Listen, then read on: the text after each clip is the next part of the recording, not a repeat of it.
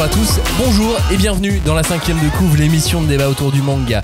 Nous sommes ravis de vous retrouver une nouvelle fois pour partager notre passion du manga et cette émission sera entièrement consacrée à The Promised Neverland. Nous allons... TPN, exactement. Ou Promised, ou Promised, ou Promised. Promise. Ça dépend dans quel monde on vit. Nous allons vous parler des tomes 11 à 15, l'un après l'autre. On va analyser, on va spoiler, on va revivre ensemble cette partie du manga, tome après tome. Est-ce que vous êtes prêts ? Oui. Oh, quel engouement. Personne n'a d'anecdotes à glisser avant de démarrer ? J'en ai 5. Eh ben vas-y, je t'écoute. Non, je déconne. Top 1 des anecdotes. J'ai vu pas mal de commentaires sur les réseaux sociaux sur le fait que Posca Demizu dessine super vite quand elle fait des dédicaces ou autre. Et en fait, ce qui m'a le plus marqué, c'est que quand tu lis les commentaires, il y a marqué « Oh là là, Demizu Sensei est une femme !» Parce qu'il y a des vidéos où on voit un petit peu le fait que ce soit une femme, c'est évident. Et en fait, pour moi, je sais pas, c'était une évidence que c'était une femme. Je sais pas si c'est à cause du dessin rond ou enfantin, mais je me suis jamais dit, tiens, le dessinateur est un homme. Après, c'est peut-être parce que Max, tu me l'avais dit un jour. Donc, peut-être, mais c'est vrai que moi aussi, j'ai l'impression que. Je sais pas, pour moi c'était évident. Un homme non plus, ouais. Effectivement. En revanche, Shueisha, et ce qui est assez logique quand on connaît un tout petit peu le Japon et l'engouement qu'il peut y avoir autour des auteurs, a toujours fait en sorte de ne jamais révéler le sexe. Oui, généralement il y a leur vie privée, c'est normal, mais. Du scénariste et du dessinateur, que ce soit homme, femme, officiellement, on ne sait pas. Oui, et puis en soi, on est censé s'en foutre. Si le récit est bon, homme, femme, on s'en d'accord. fout. C'est d'excellents artistes, non, je suis totalement d'accord. Moi, j'ai une anecdote. Kaio Shirai, dans la création de Promised, Le scénariste. ouais, exactement, a dit que 2 films l'avaient influencé. Bon, je pense qu'il y a beaucoup plus. Il a dit que tous les mangas qu'il avait lus jusqu'à aujourd'hui l'avaient influencé. Il en a eu 2. Et puis il a cité 2 films, et ça m'a fait beaucoup rire, ces 2 films. Quels sont-ils à votre avis ? Moi, je miserais bien sur le labyrinthe. Non. Non ? Ouais, je voyais un truc Mais d'enfermement ouais, comme ça. y a moyen. Ouais, mais la bien, c'est trop récent, non ? Bah, je sais pas, je trouve justement Il y a que ça un film colle. live des années 90, culte, et un dessin animé. Ah, Cube. Non. Mission Cléopâtre français. Astérix Mission Cléopâtre français pour l'humour. Les 2 films sont américains. Et American Pie.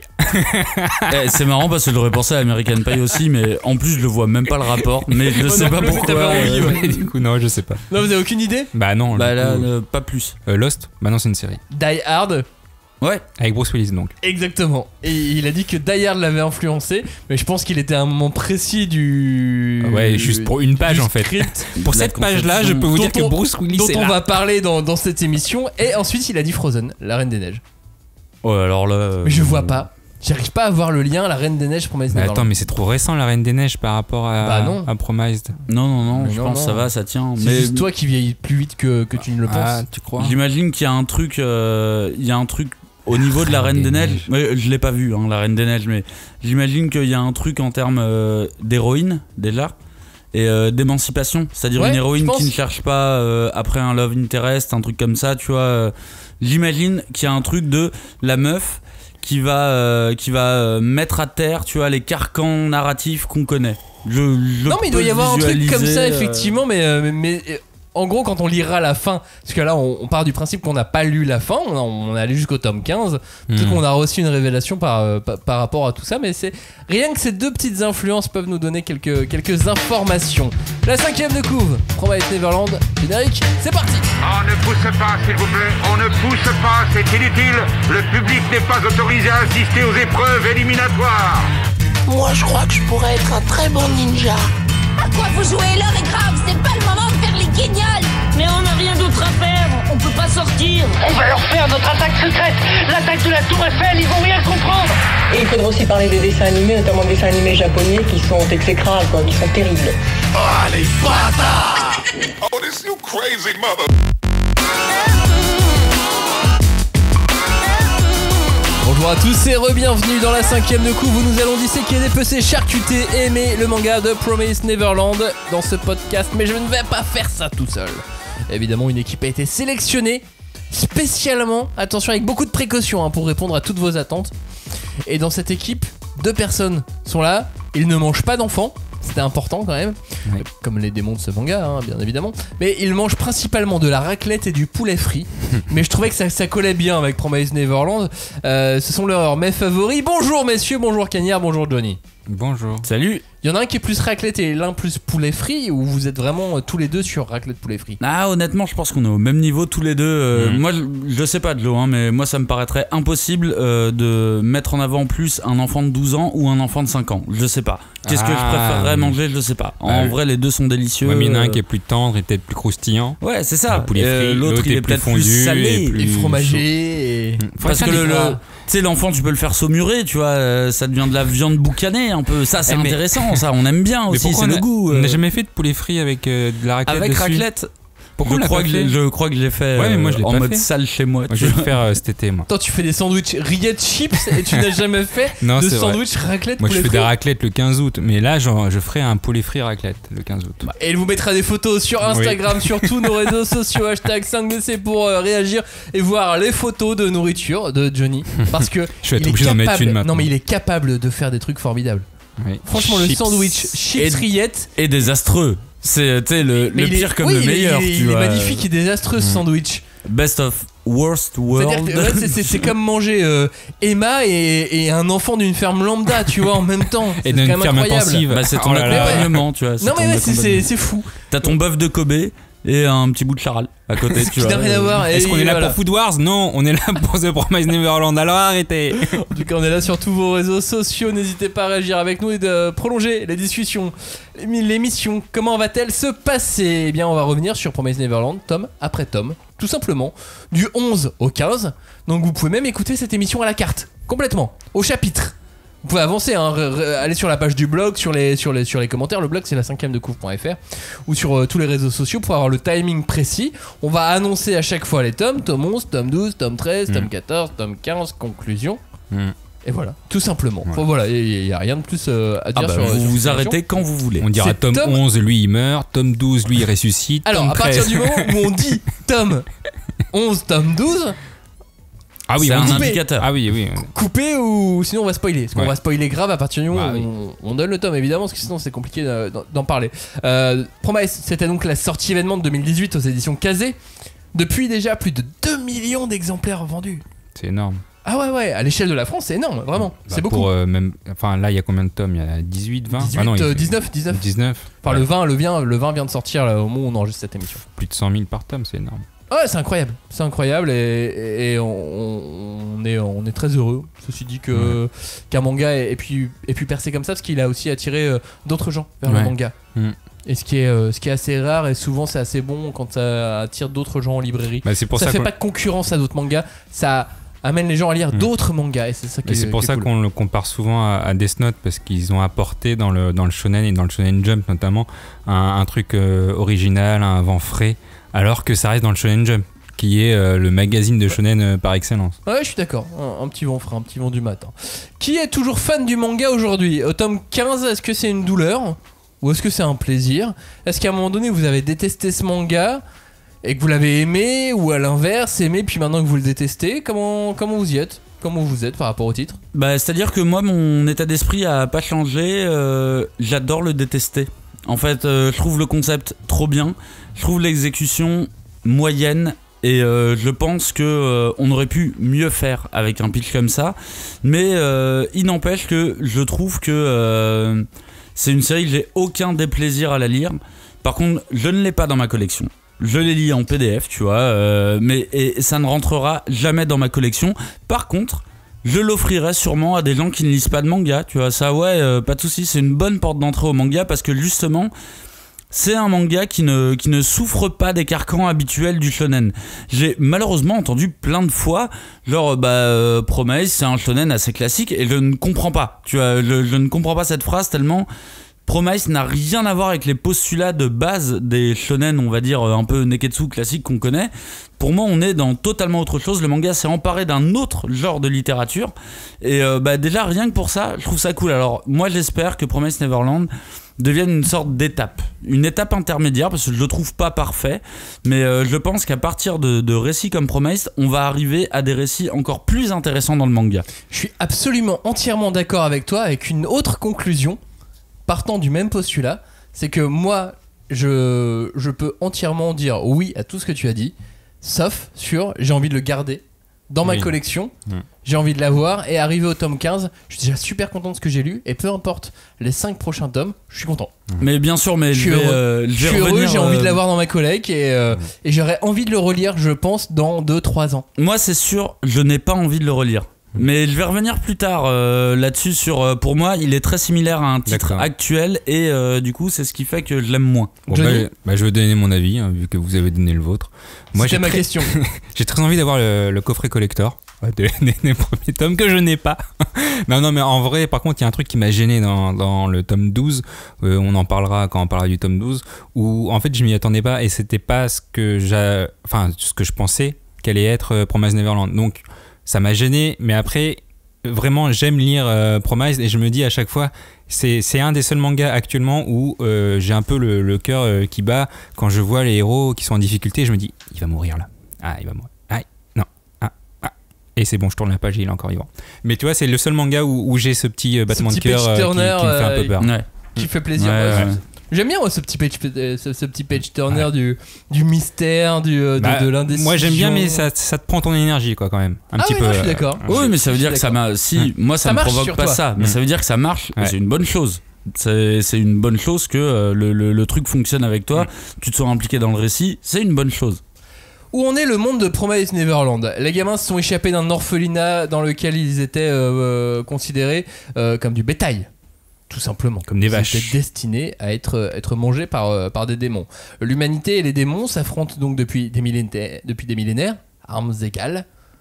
Un cessez-le-feu a été prononcé il y a plusieurs années pour ne pas mener à une éradication totale des deux espèces. Et donc depuis, la Terre a été séparée en 2 zones distinctes, avec chaque espèce qui possède son territoire et qui a interdiction d'aller de l'autre côté.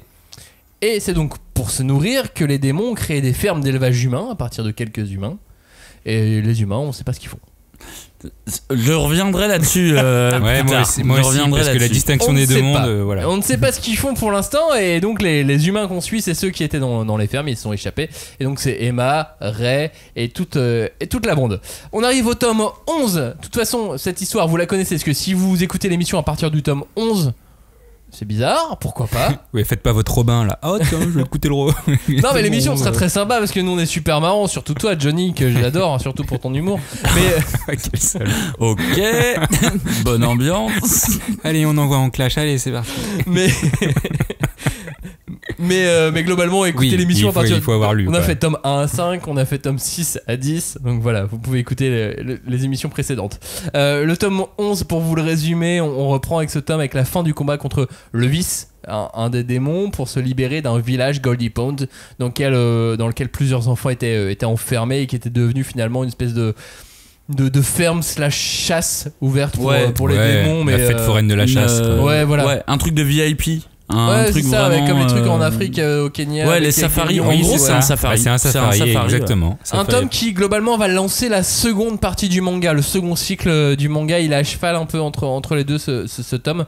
On rencontre aucun nouveau personnage d'ailleurs, mais on apprend que le fameux Monsieur l'Inconnu qu'on avait dans l'émission précédente s'appelle Yugo. Parce qu'on ne savait pas son prénom. Non, c'est vrai. Et on le sent, on l'a dans ce tome. Je vous donne une petite citation, tiens, d'ailleurs, qui est à la fin de ce tome.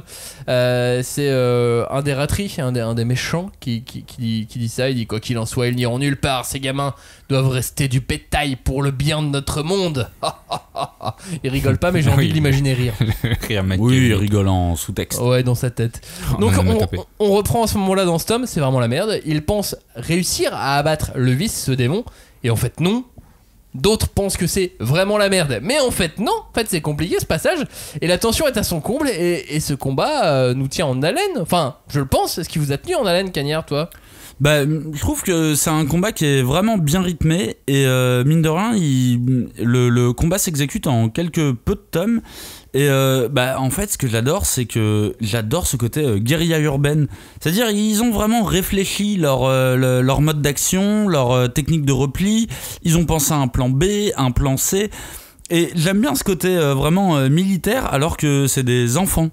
En vrai, c'est des enfants qui se servent de mitraillettes, c'est des enfants soldats vraiment.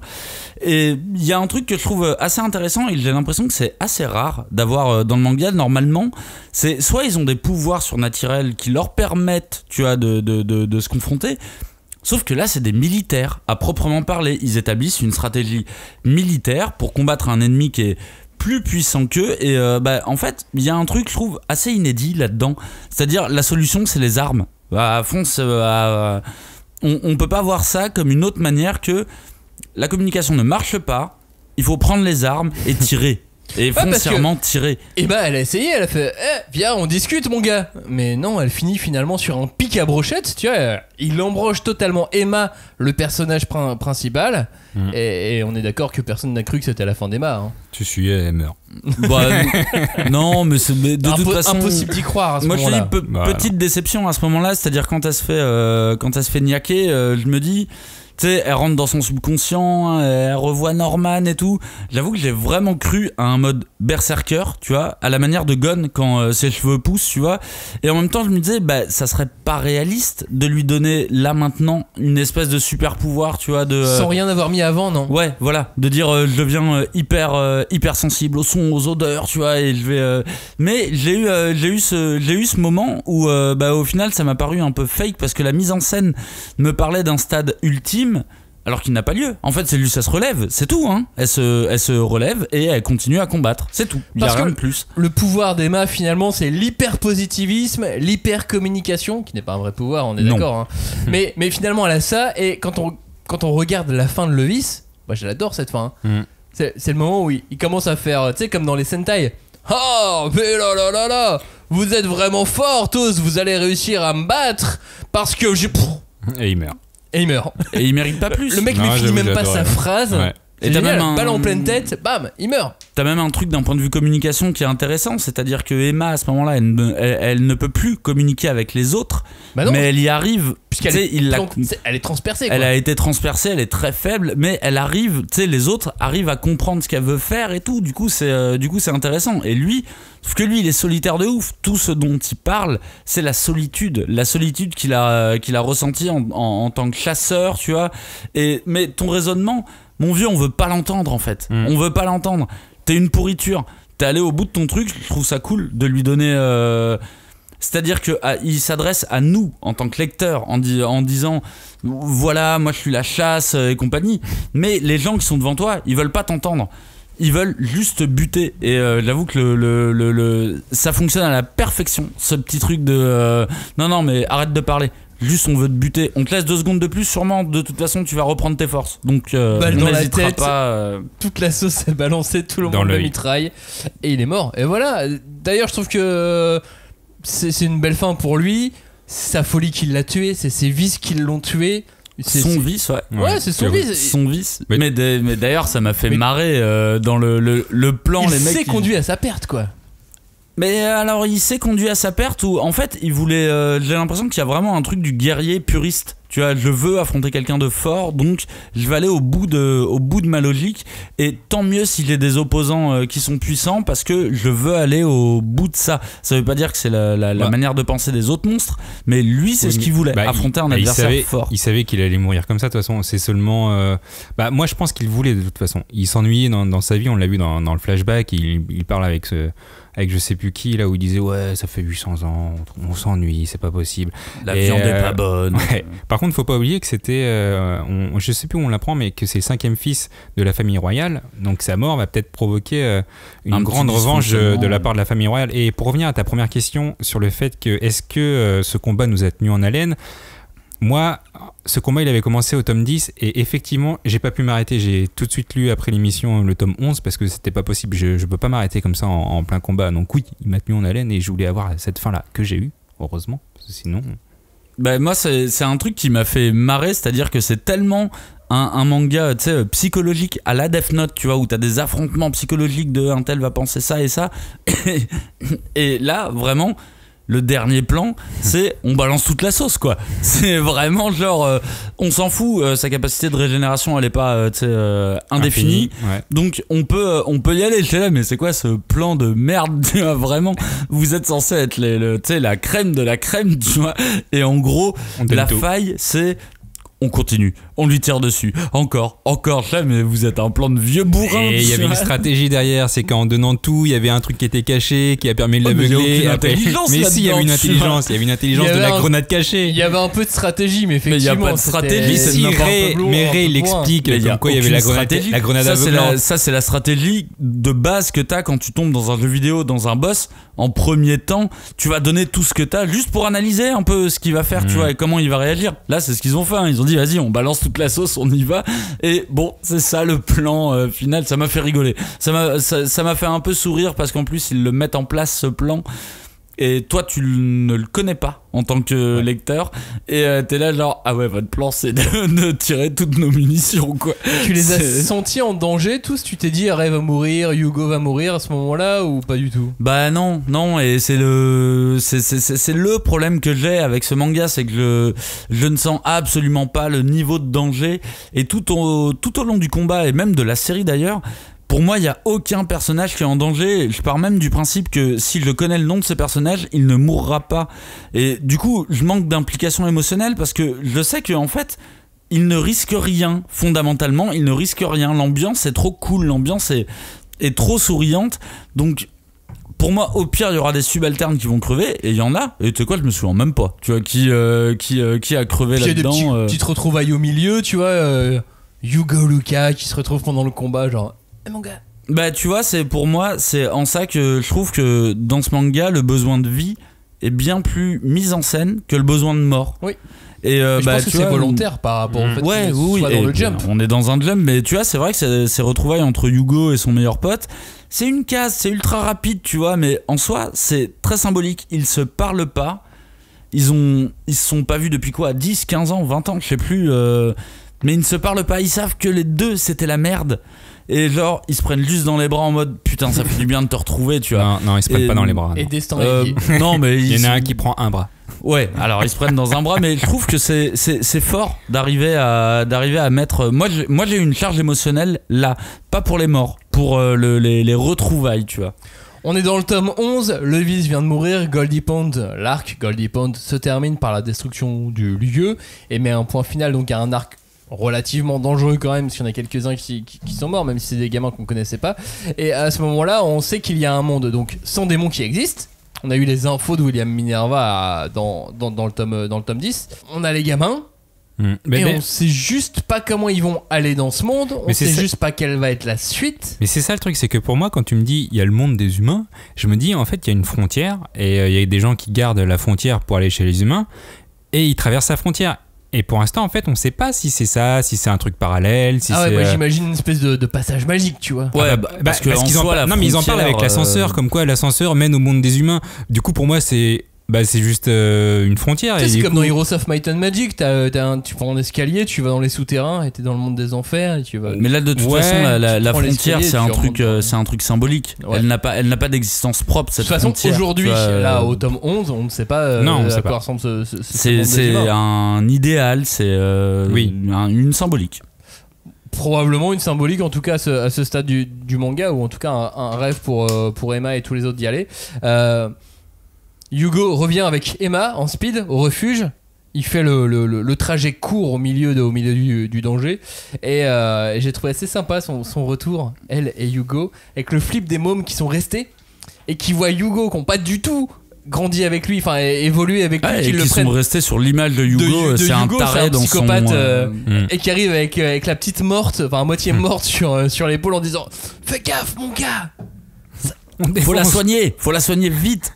Et Gilda qui veut faire tout sauter en disant c'est vrai, j'ai appris ton face sur le bouton, je te préviens, je te l'avais dit, si tu reviens avec est mort. Oui, c'est intelligent, mais ce truc je l'avais oublié. Et qui se trouve un peu bête après. Je sais pas, c'est chouette, moi je sais pas. Je trouvais ça chouette d'avoir ce passage. Parce que la base, de c'est toute cohérent façon, quoi. Ils étaient obligés parce que en gros, il fallait qu'ils reviennent vivants, et s'ils revenaient pas vivants, ça veut dire que Hugo l'avait mis une petite balle dans le cul quoi. L'avait mis en danger. De ma gueule. Mais bon, voilà, ça fait un écho à 2 tomes d'avant. Et puis bon non, moi je trouvais ça chouette. Et au final, le simplement, mec, il a flippé. Enfin, oh oui, mince. oui, non, pardon, c'est passé parce que tu crois. Il faut vraiment la sauver. Mais là même nous maintenant. lecteurs, on avait un peu oublié tout ce passage. On l'avait complètement oublié. Ça prouve l'implication de cette menace. On a complètement oublié quoi, tu vois. Complètement, ah oui, c'est vrai. Mais sauf que moi j'ai trouvé ça marrant d'avoir l'écho des gamins restés qui avaient gardé cette menace en tête parce qu'eux n'ont pas évolué comme nous, parce qu'ils n'ont pas vu ce que nous on a vu. Non mais je comprends, hein, mais moi c'est. Moi j'avais envie de dire à Gilda, fais pas de conneries meuf, fais pas de conneries, tu vois. Appuie pas sur le bouton. Mais j'aime bien en général de toute façon toutes les retrouvailles dans le manga. C'est toutes les scènes de retrouvailles. Même depuis Dragon Ball, j'aime les scènes de retrouvailles. Bah, Lucas, Hugo, on en chiale, hein, c'est sûr. Bah, après, moi, je t'avoue que j'ai trouvé ça un peu chiant, mais tu sais, en fait, je crois savoir pourquoi. C'est à cause du nombre de personnages qu'il y a. Et au réveil, Emma, elle lâche sa petite phrase à tout le monde. Et c'est long. Oui, et mais moi, tous les gentil. persos, je les ai pas retenus, tu vois. Et j'ai, encore une fois, pas des masses d'implication avec ces personnages. Ouais, mais et en tant que lecteur, tu gères la vitesse. Moi je gère, tu sais, moi je les vois, je fais ok, ils disent tous bonjour sur cette page suivante. Bah en tant que lecteur, je gère pas. Bah si, tu peux gérer le rythme. Bah si, en bien tournant évidemment. Les pages. Moi je tourne plus vite, c'est ce moment-là. Bien évidemment que je gère la vitesse, mais ça justement c'est.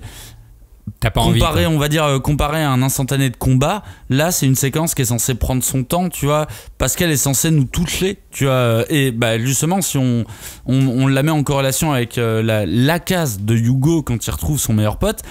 Ça marche en une case, et là, ouais, je suis c'est d'accord. genre, salut, je suis réveillé, salut, mais non, repose-toi, mais vas-y, ferme ta gueule, mais c'est bon. Le moment où ils ont tous leur petit mot, arrête. moi c'est une page, mais ça me prend une seconde de ma vie. Ah mais moi ça m'a pris moins d'une seconde, hein, je l'ai pas lu. Non bah moi j'ai foncé. Moi j'étais content quand j'ai vu ma double page où elle se réveille, tout le monde est content. J'ai eu un petit frisson quand j'ai vu, je fais elle est vivante, tout le monde est heureux. Mais après moi j'ai l'impression vraiment que les auteurs ont tout donné en termes d'action sur le tome 11 parce que t'as la fin du combat qui était vraiment chaud patate. Il était héroïque ce combat. C'est le climax de l'action et je sais pas, j'ai l'impression que tout retombe quand t'arrives au refuge quoi. Je sais même pas si à la fin, si dans les 10 tomes qui suivent, il y aura un combat aussi héroïque que celui contre le vice. Je pense pas. J'ai pas l'impression pour l'instant. À voir, en tout cas il en faudra un d'un niveau équivalent. Ouais peut-être. Ça serait bien. Si tu veux, ça serait bien d'en avoir un du même niveau, mais sinon effectivement on est dans le truc de ils ont gagné. Ils ont galéré à gagner. Nos blessés, tu vois, mais ça va, tout le monde est vivant, c'est bon. Et puis le tome se termine et lance la seconde moitié de la série avec un nouvel objectif. Maintenant, faut plus s'échapper et survivre, hein. C'est plus ça le but. C'est plus sauver les petits et rester à Gracefield. Ça, il l'avait déjà en fond, mais bon. Oui. Et puis c'est sauver tous les enfants du monde maintenant. Ils veulent mettre fin au système de ferme d'humains. Et pour ça, Emma veut retrouver les 7 murs, conclure une nouvelle promesse avec le chef des démons, trouver des alliés. Aller le rencontrer et c'est complètement fou, c'est beaucoup plus ambitieux à ce moment-là. Ah bah gros programme là. Ouais. Après les chefs de démons, faut pas confondre, mais il y a un roi des démons. Et pour moi, il y a un chef. on sait pas ce que c'est en fait. Une sorte de dieu des démons. Celui qu'on peut pas prononcer le nom là, on sait pas qui c'est en fait. Je propose qu'on l'appelle Chimilibiluk. Chimilblick. Ouais, ça va je être trop l'appelle long. Chimilibiluk. Moi je vais dire dieu des démons. Moi je veux dire Smurf. Mais sur la fin du tome, ce qui est marrant aussi, c'est que les auteurs s'amusent à nous cacher des éléments que les enfants voient. Tu sais, ils ont le stylo, ils font ah ouais, on peut voir ça aussi et ça. Oui, et nous le donnent pas à nous en tant que lecteurs. Tu sais, eux voient la projection holographique et ils font mais ouais, super idée mon gars. C'est évident. Ouais, puis ils parlent de. Mais ils nous les montrent pas. Non, et puis ils disent ah oui, puis c'est vrai qu'il y a l'autre promesse entre guillemets. Tu fais ok, et c'est quoi l'autre promesse? Pourquoi tu n'as pas dit que c'était quoi l'autre promesse maintenant? Tu vas nous le dire dans 3 tomes, merci. Moi j'avoue que d'un point de vue perso, je déteste tellement ça. Ouais, mais c'est un truc de suspense. Oui, mais c'est le truc de Promise Neverland au final. Ouais, mais justement, je trouve que c'est un truc de suspense qui est rincé, tu vois, dans le sens où il l'avait déjà fait.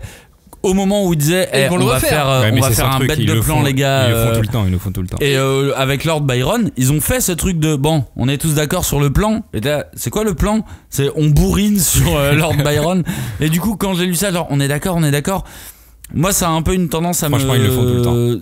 Ah mais oui ils le font, mais pour moi non mais tu t'y habitues, mais c'est vrai que c'est chiant. Non, pour moi tu t'y habitues pas, c'est un tic narratif que je trouve très relou et très excluant et très conscient de son lecteur. Je pense que ce tic narratif est inhérent au fait qu'on soit dans une publication hebdomadaire. Oui, c'est ton page turner, il faut les faire revenir, mais là pour moi on est au summum, je veux dire on est au plus près de ces gamins. Si on prend d'un point de vue narratif la manière dont on suit le récit, on est au plus proche de ces gamins. Pourquoi nous sortir pourquoi ne pas nous mettre avec eux dans la confidence? Je suis d'accord avec toi, et c'est pour ça qu'à chaque fois il met Ray qui récap tout. Et c'est des tricks. Salut, qui je sont, suis Ray et je vous fais un récapitulatif. Parce que j'avais pensé à ça, il avait pensé à ça, et moi je trouve et parce que c'est mon seul rôle dans le manga, oui, c'est faire des récaps.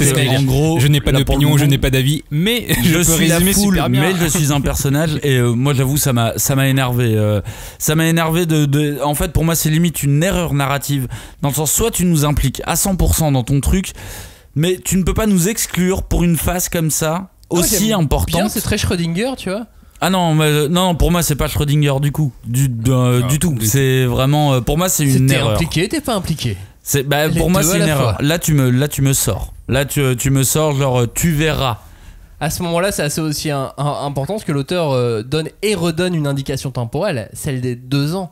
C'est un cadre qu'on avait un peu oublié, un cadre dans les objectifs, et je trouve ça important parce que ça rajoute une urgence, un enjeu, ça permet de se projeter sur la suite et sur la fin de la série, parce qu'on est au tome 11, ça se finit au tome 20. Je trouve ça habile malgré tout de recaler là bien précisément les 2 piges, les 2 ans. Bah c'est vrai que c'est très habile de redonner l'indication temporelle, car pour moi aussi ça indique que la série sera pas longue. Bah après nous c'est vrai qu'on sait que ça finit au tome 20, donc c'est peut-être aussi pour ça qu'on sait que voilà ça finit, on est content, mais tu vois c'est pas le genre de série qu'on peut éterniser sur plus de 50 tomes, bah tout simplement parce que c'est pas un shonen netketsu et on n'est pas dans des combats qui s'enchaînent au fil des tomes, on est plus là dans le prison break ou le double prison break, parce que je dirais, vu qu'ils s'évadent de l'école puis après ils doivent s'évader du pays des démons. Après ce qui est bien c'est que on a l'objectif principal. Il faut qu'ils atteignent le monde des hommes, ou en tout cas qu'ils trouvent un moyen d'échapper aux démons, et ça peut pas durer sur 50 tomes, c'est pas possible. Après nous on sait que ça finit au tome 20, donc effectivement c'est pratique. Bah en vrai ça aurait pu durer jusqu'au tome 50. Ouais, mais on aurait été lassé. T'aurais pu faire 10 tomes de plus. Oui, mais t'aurais été lassé. Non.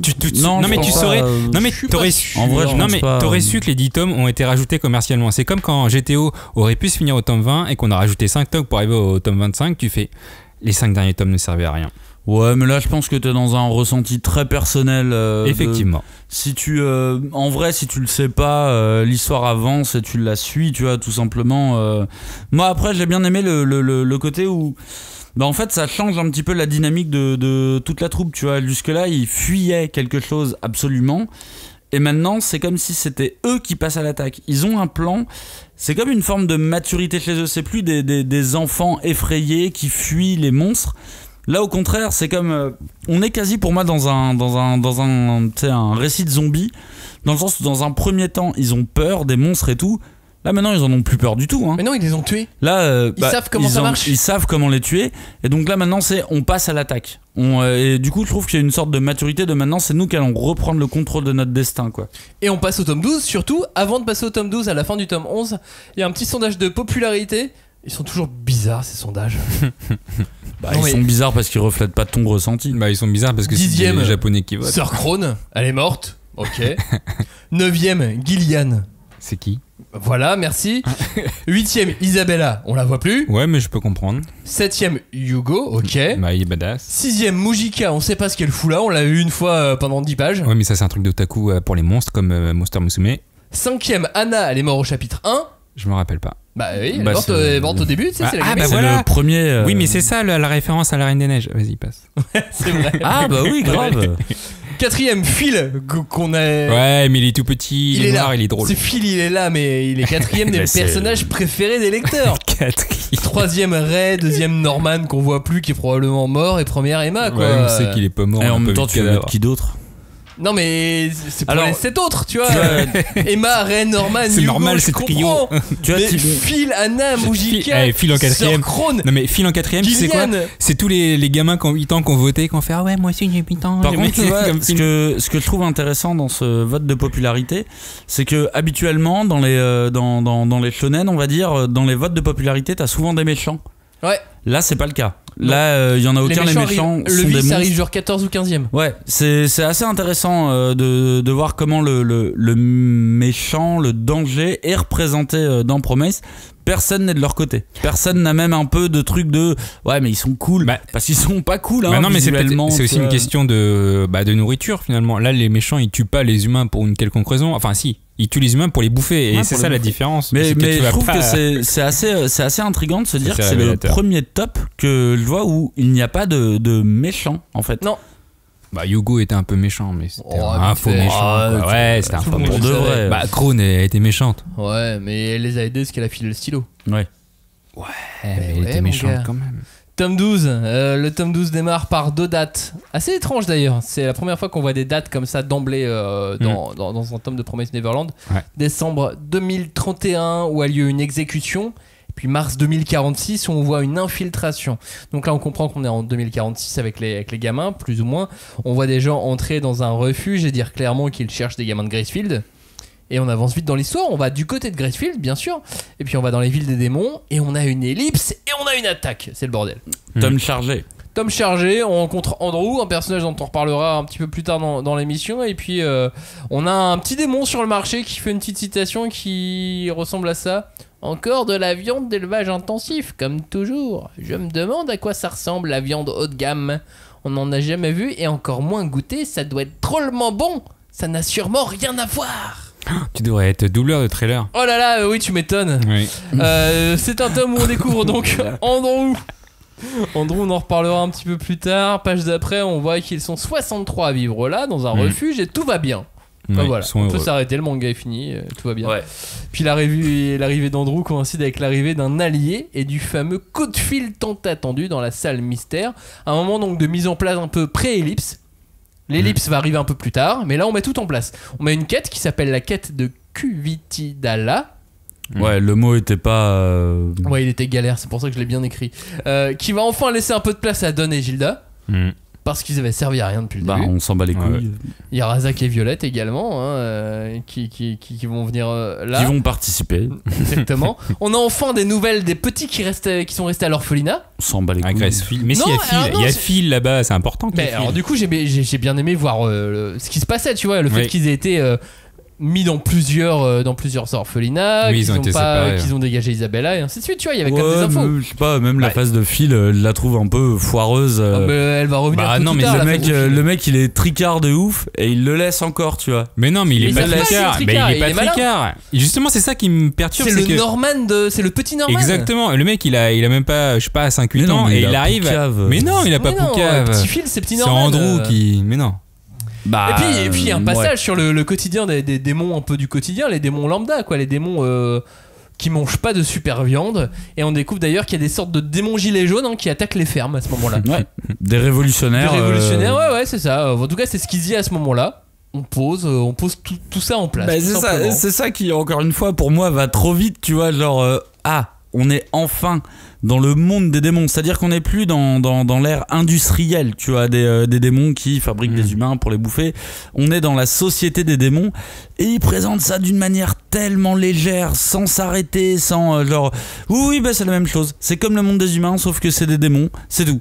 Et c'est frustrant pour moi, c'est frustrant de putain, mais vous avez une bête d'idées, creusez, trouvez, tu vois, des trucs, et là genre non, c'est tout pareil. T'as aimé toi, Joe, voir les démons du quotidien, les démons nuls?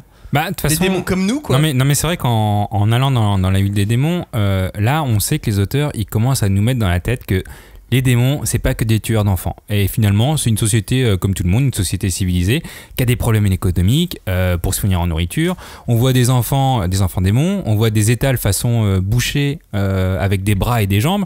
Mais d'un point de vue humain, c'est comme nous, on verrait des vaches passer devant nos routes chez eux. C'est humain comme fonctionnement, ça a rien à voir avec la sauvagerie qu'on. Et en gros, tout est fait pour nous dire les démons sont finalement comme nous. C'est ce que tu disais, Cagnard. C'est comme nous, comme les humains. C'est nul. Mais oui, mais c'est fait exprès. Non, mais moi, franchement, je m'y attendais. Il y a forcément un passage où on allait te dire ça pour que tu puisses comprendre la finée et la métaphore du manga. Pour moi, c'est au forceps, tu vois. C'est au forceps. Ouais, mais c'était évident. Mais c'était évident. C'était évident que tu allais l'avoir. Ouais, non, je suis d'accord avec Johnny. Pour le coup, c'était évident que tôt ou tard, on allait nous présenter ça. Ah, mais moi, c'est ce que je voulais, avoir un point de vue sur l'extérieur et sur la vie normale. C'est-à-dire que Promised, c'est un manga sur la fuite. Là, on prend un instant, tu vois, pour s'arrêter. Et j'ai trouvé ça dommage, tu vois, de dire vous me donnez rien là, les gars. Maintenant, on aimerait voir l'écho, le miroir du côté humain. Ça serait chouette, même au-delà du côté, vois, bien sûr. Et puis on a Kuvitidala, Kuvitalada. Non, Kuvita Dala. Oh là là, c'est vrai que c'est Kuvita Dala. Ouais, non, mais c'est trop dur. Je l'ai jamais lu comme il faut en fait. On a la petite mission de Kuvi. Ouais, c'est ça, Kuvi. Et on découvre un aspect assez ésotérique de l'œuvre dans ce tome 12, qu'on rentre vraiment dans une nouvelle étape du manga, j'ai l'impression. Et notamment avec les 3 tomes qui suivent, on pose des jalons pour que on puisse enfin maîtriser la fin. Enfin, c'est l'impression que ça m'a donné. Parce que finalement, ce rêve avec Shimibili, le roi des démons, on en reparle pas, mais on nous présente un petit truc, tu vois. Il y a la mission de ce tome. Ouais. On nous dit qu'il y a le roi des démons dont on prononce pas le nom. Le roi, le dieu, et on a le rêve un peu ésotérique, l'œil machin, les pierres façon comme en Angleterre. Pas les dolmens, mais voilà, les pierres de. Mais on a en soi, je trouve ça Merci, Joe. hyper intéressant, décevant, dans le sens où il présente ça vraiment comme un. On met de la religion dans le monde des démons. Moi, ça m'a fait me dire, mais attendez, pourquoi on n'a pas parlé de religion au niveau des humains ? Ouais, mais c'est intéressant. C'est intéressant, mais encore une fois. Parce que c'est des humains qui ont été élevés dans le monde des démons. Oui, mais justement, ça devrait être des croyants de ouf quand tu sais que tu vas être. Le meilleur point de la religion, c'est le désespoir, tu vois. Oui, mais ils n'ont pas été lobotomisés là-dessus. Mais encore une fois, en fait, ce que je dis, c'est que on a juste transphasé un truc humain, la religion, on l'a transphasé au cœur des démons, mais sans rien apporter à ça. Juste, ils l'ont transposé. On l'apporte après, tu vois. La différence, c'est que eux, ils ont déjà vu leur dieu et ils l'ont rencontré. Et ils l'ont pas vu, non. Mais tu sais qu'il existe, par contre. Eux savent qu'il existe, tu vois, mais en soi, et je trouve que c'est intéressant. Et encore une fois, c'est un truc qui est pas exploité. Où est la croyance humaine, tu vois, là-dedans. C'est ce que je te dis justement, en disant que j'ai l'impression qu'on pose des jalons. On nous l'explique pas. Oui, on nous dit, vrai. vous comprendrez plus tard. Ils ont leur religion. On t'a mis une boîte à mystère devant toi. Tu l'ouvres et puis tu Pour moi, c'est ouf de pas mettre ça en corrélation avec les croyances et la religion humaine, tu vois. C'est après moi, ça va peut-être venir plus tard, mais évidemment. T'as aimé toi le rêve Non, mais moi le truc du rêve, c'est ce que je disais au tout début là pour l'intro, c'est que ça m'a assez perturbé. C'est en soi où c'est ça qui m'a un peu fait me poser des questions sur Promised Neverland, c'est que au début, on est quand même dans un scénario où la logique et la cohérence physique, jusque-là, elle existe.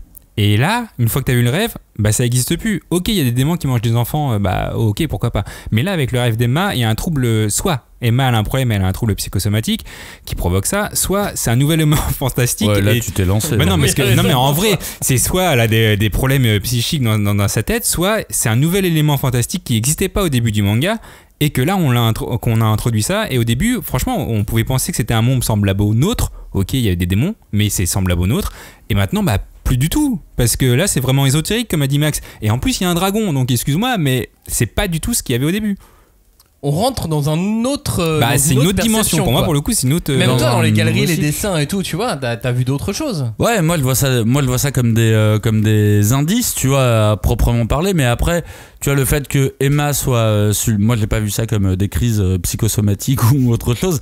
Emma, c'est l'élu. Oui, mais il y avait pas ça avant. Là, il y a eu en fait. Avant les 12 tomes, il n'y avait pas ça. Non, mais le fait qu'elle trouve le stylo, c'est elle qui, depuis le début, fait les avancées, c'est elle l'élu, c'est Emma, tu vois, il y a pas de question. Norman, Ray, ils sont là pour aider, pour accompagner, mais l'héroïne c'est Emma. C'est elle, Néo c'est elle, du coup oui, évidemment que c'est elle qui peut réussir à parler avec le roi le dieu des démons. On sait pas ce que c'est. Dans ce tome 12 assez lourd quand même, il y a pas mal de choses, on fait face à une courte ellipse importante, l'ellipse dans le shonen manga, d'autant plus dans le shonen jump. On fait face à une courte ellipse de quelques mois et en tout finalement 1 an et 8 mois ont passé depuis qu'ils se sont échappés. Il leur reste donc plus que 4 mois pour aller au bout de ce qu'ils se sont fixés, de leurs objectifs. Et évidemment, comme dans toute bonne ellipse, ils ont pris du skill. Il y a un peu d'abus. Ouais, je sais pas, moi ça m'a pas. Ça va vite.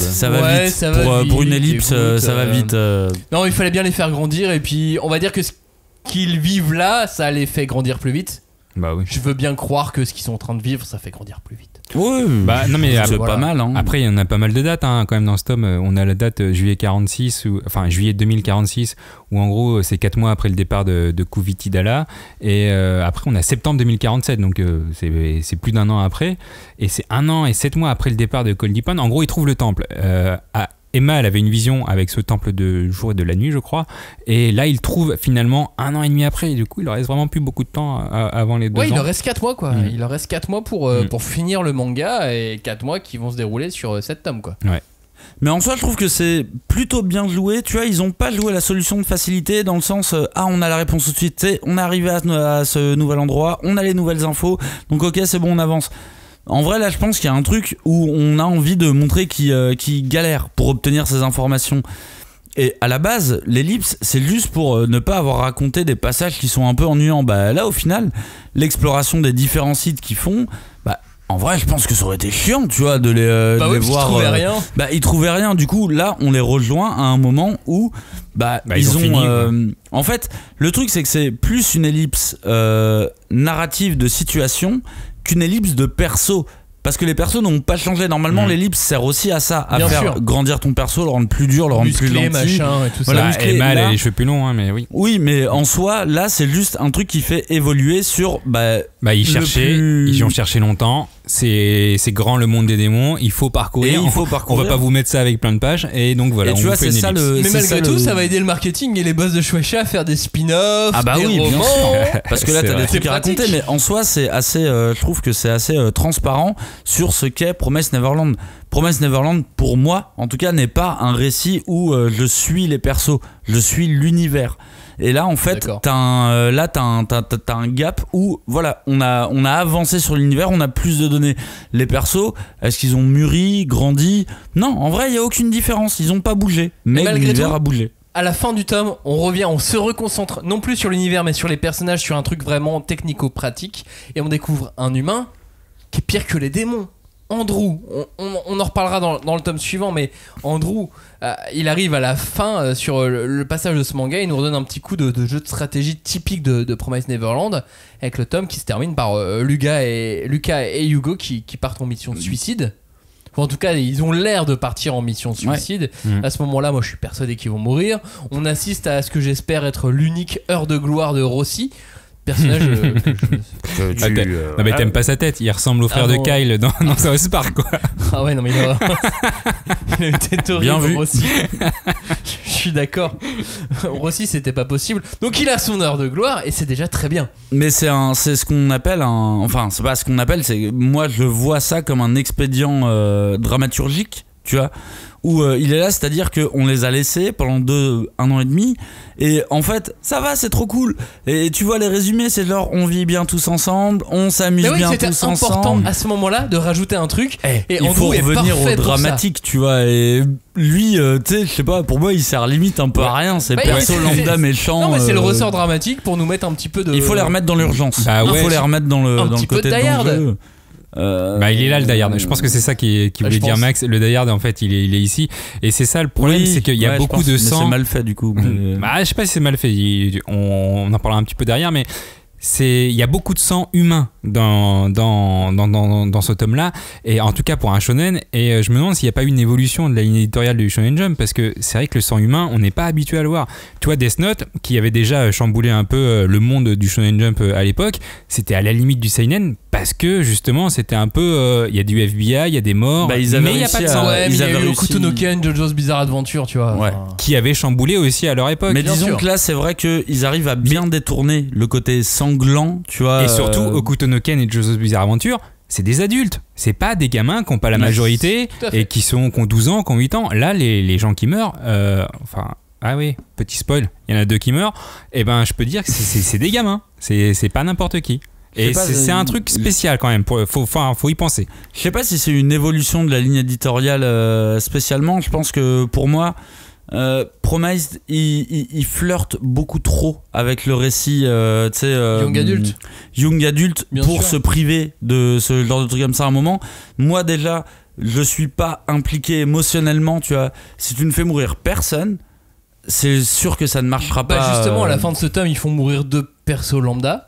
Ouais, mais c'est ça, Anjo. Bah oui, non, mais c'est des persos qu'on connaît pas, ok, mais ça n'empêche que enfin, je vous le redis, on est dans un magazine, donc c'est le Shonen Jump, qui est à destination des adolescents, et je pense pas qu'on aurait vu ça il y a 15 ans, tu vois. Quand Death Note a été publié, donc c'était à la limite du seinen, il y avait pas de sang. Je leur dis, j'ai relu les 13 tomes qu'on a fait l'émission Death Note, il y avait, tu vois, très très très peu de sang. Ouais. Et je me dis, mais parce qu'ils avaient réussi à détourner le code, c'est-à-dire crise cardiaque. Et parce que c'était il y a 15 ans, et que je pense qu'ils avaient une certaine ligne éditoriale. Et aujourd'hui, après, il faut pas oublier non plus que les éditeurs japonais, ils font très attention à ce qu'ils publient, hein, parce qu'ils savent, t'as des magazines pour chaque tranche d'âge, pour chaque personne destinée au manga, et aussi bien que ça, dans le dessin, le concept et le scénario, parce qu'ils savent que derrière, si tu proposes un truc de trop violent, trop sanglant, alors que tu devais proposer ça à des enfants de 8 ans, ils savent que derrière tu vas te faire taper par les associations de parents d'élèves ou de censure ou que sais-je. Regarde le mec de Tutsui, il a été censuré parce que il avait fait un truc trop borderline dans certains départements. Bon, c'était pas partout, mais en tout cas les Japonais ils font attention à ça. Et moi j'ai l'impression qu'avec Promise Neverland, mettre autant l'accent sur les humains qui se font dévorer en le montrant subjectivement avec un marché d'humains, on en parlait tout à l'heure, et qui sont découpés sur les étals, ou des enfants qui meurent, etc. Je trouve ça assez ouf aujourd'hui quand on compare au manga qu'il y avait il y a 15 ans. Ouais, moi je suis pas d'accord parce que ça soit Togashi ou autre, des phases un peu gore comme ça, t'en as eu en fait dans le Jump. Tu vois, Maxime parlait de Hokuto no Ken, ça veut dire que c'était même avant Togashi, tu vois, il y avait déjà ces trucs-là où pour moi ils n'hésiteront pas à aller dans le pas forcément dans le gore, mais dans le violent en tout cas, tu vois. Et là par contre, je suis d'accord avec toi dans le sens où maintenant la question de la violence, pour moi, elle se repose à l'époque des années 2020. Elle se repose comment tu la représentes dans les années 2020. Mais je pense qu'elle se posait déjà dans les années 2000, dans les années 90, dans les années 80. C'est juste une nouvelle manière de concevoir et de mettre en scène la violence. Par contre, là, moi, on en arrive au plus gros problème que j'ai, c'est que là, on a 2 morts. C'est un délire dans un shonen quand même. Et on ne sait absolument pas qui ils sont. Je ne sais pas qui sont ces persos, je les ai pas vus. Il n'y a que Emma qui a de l'empathie pour eux, quoi. Ouais. Elle pleure, Emma, voilà, elle les connaît, elle. Moi, je les connais pas. Mais c'est son super pouvoir, c'est l'empathie. Mais pour moi, c'est vraiment des excuses pour montrer que Andrew et son crew là, ils sont dangereux et qu'ils ne rigolent pas. Mais je n'ai aucune. Mais c'est normal, on sait pas qui ils sont. Si ça avait été donné Gilda, t'aurais pas dit ça. Ils n'avaient pas de rêve, ils n'avaient pas d'espoir, tu vois. Mais c'est là que ça avait été Rossi, toi, Max, il aurait été content. Je n'ai aucun. C'est ça que t'allais dire. Mais non, parce que finalement, j'ai de l'affection pour Rossi. Sauf tout le monde, et il est moche. Mais parce que Rossi, tu connais son background. Eux, il s'appelle Rossi. On sait pas. Non, mais ceux qui sont morts, on sait même pas leur prénom. Eux, on sait pas qui sont ces gens. Et moi, j'ai vraiment du mal avec cette extrême bienveillance, happy end. Tu sais, ils sont toujours en train de sourire et dire on sera toujours là pour tous.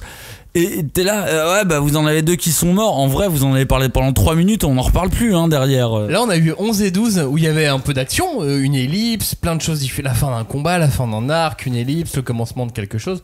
On arrive sur 13, 14, 15 et quasiment pas d'action. Non, vous avez remarqué qu'il y a quasiment pas d'action. On est sur 3 tomes de background et je comprends que ça puisse saouler les gens. Non, mais vraiment. Moi, c'est ce que j'ai préféré, tu vois. Moi, j'ai bien aimé, mais je comprends que ça puisse saouler. Dans le tome 13, on arrive. Là, on se concentre que sur le tome 13. Tome, c'est la merde. Voilà, tout simplement. Un tome rapide où on glisse sur de nombreux éléments utiles à la narration.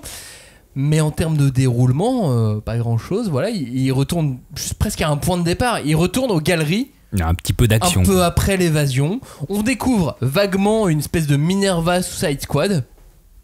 On découvre Jin et Hayato. Ouais, on les voit, tu vois, on sait même pas qui c'est. On sait juste qu'il y a une team avec Minerva. Ils ressemblent vraiment à la Suicide Squad, ils ont l'air d'être des tarés complets. Ah, c'est là qu'on apprend que c'est eux les gilets jaunes, là. Oui, voilà, vaguement. Enfin, qu'on comprend. On comprend vaguement que ce sont eux qui défoncent les fermes et pas des révolutions de démons. Et puis c'est tout, en fait, tout simplement. En soi, il y a une petite phrase de William Minerva qui dit voilà, toutes les fermes doivent être détruites. Sans exception, et quand il n'en restera plus aucune et que nous aurons délivré tous les enfants, on mettra fin à ce Neverland. Ça n'a aucun sens finalement. Mais c'est en fait, au final, c'est assez intéressant parce que à ce moment-là, on change le point de vue de la caméra. On ne suit plus les héros. En fait, on te dit exactement à ce moment-là, voilà ce qui se passe. Parce que le monde est encore ouvert, et voilà ce qui se passe pour un autre groupe. Tu vois, un groupe qu'on connaît pas, effectivement. Groupe flou, c'est ça. une Suicide Squad. En attendant, le tome commence par commence par un passage vraiment technico-pratique. On entre de plein pied dans la suite de l'affrontement Andrew versus Lucas et Hugo, dont la résolution m'a paru totalement inéluctable. Je pensais qu'ils allaient crever, c'était évident pour moi. On commence donc par une séquence vraiment Metal Gear Solid. J'ai vraiment l'impression que les auteurs, le temps de quelques chapitres, sont amusés à faire autre chose. Tu sais, mais ça m'a fait ça plusieurs fois dans le tome suivant. Le cambriolage, ça m'a fait ça. Dans ce tome, ça m'a fait ça. J'ai l'impression qu'ils s'amusent à explorer des genres.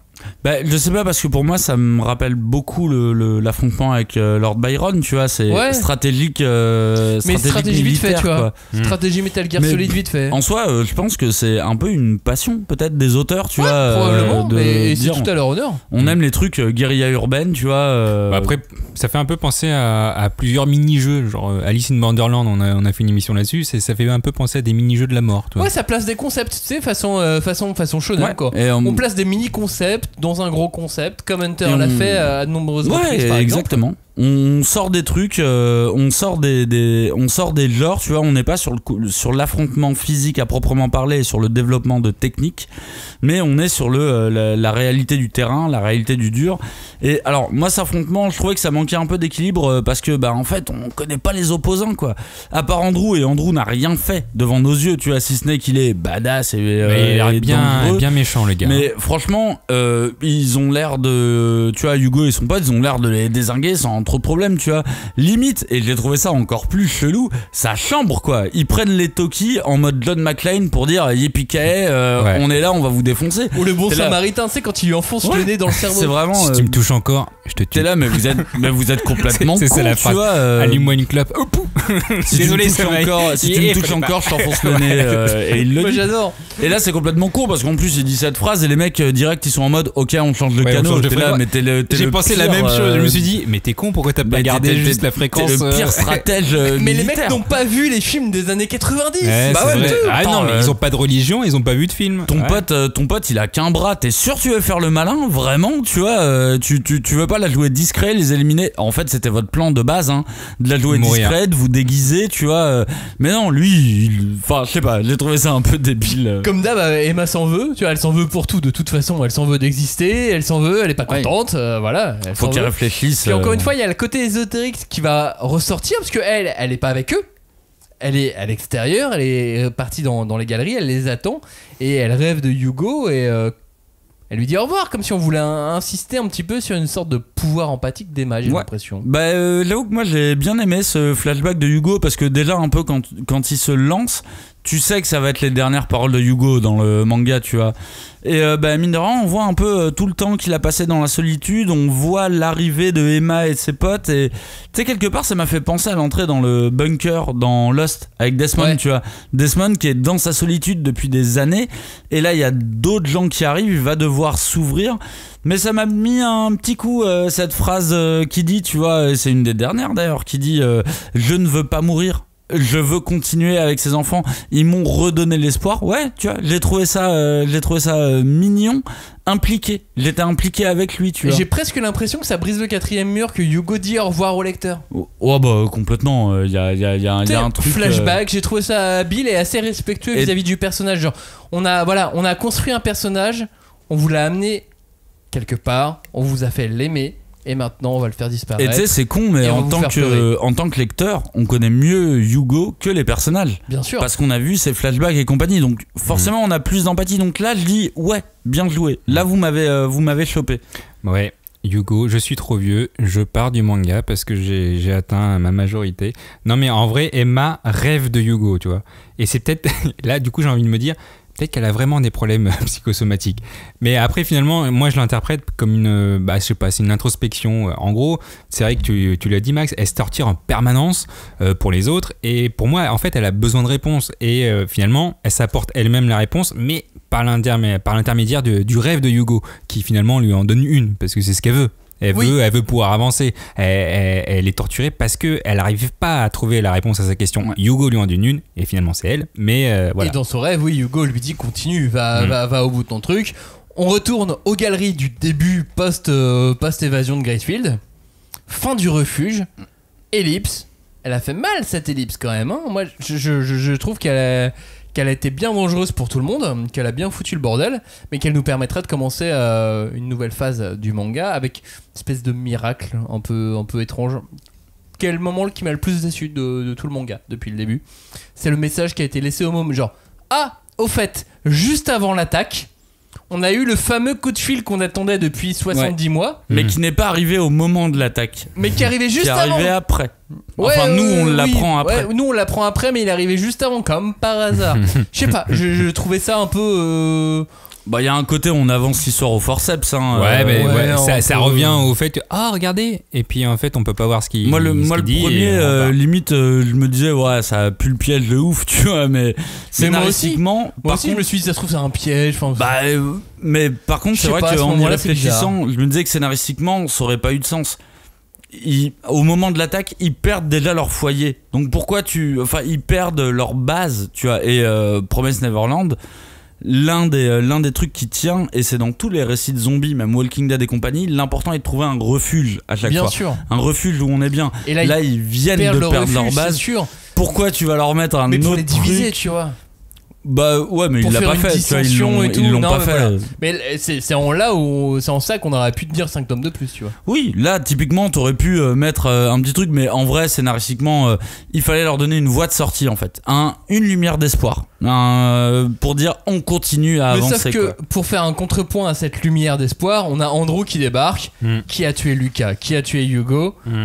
Andrew qui est qui est horrible. Un horrible méchant. Du début à la fin. C'est un méchant qui est méchant. Hein. Et dans l'ensemble, il y a des. Exactement. Quand on parlait des méchants, juste méchants.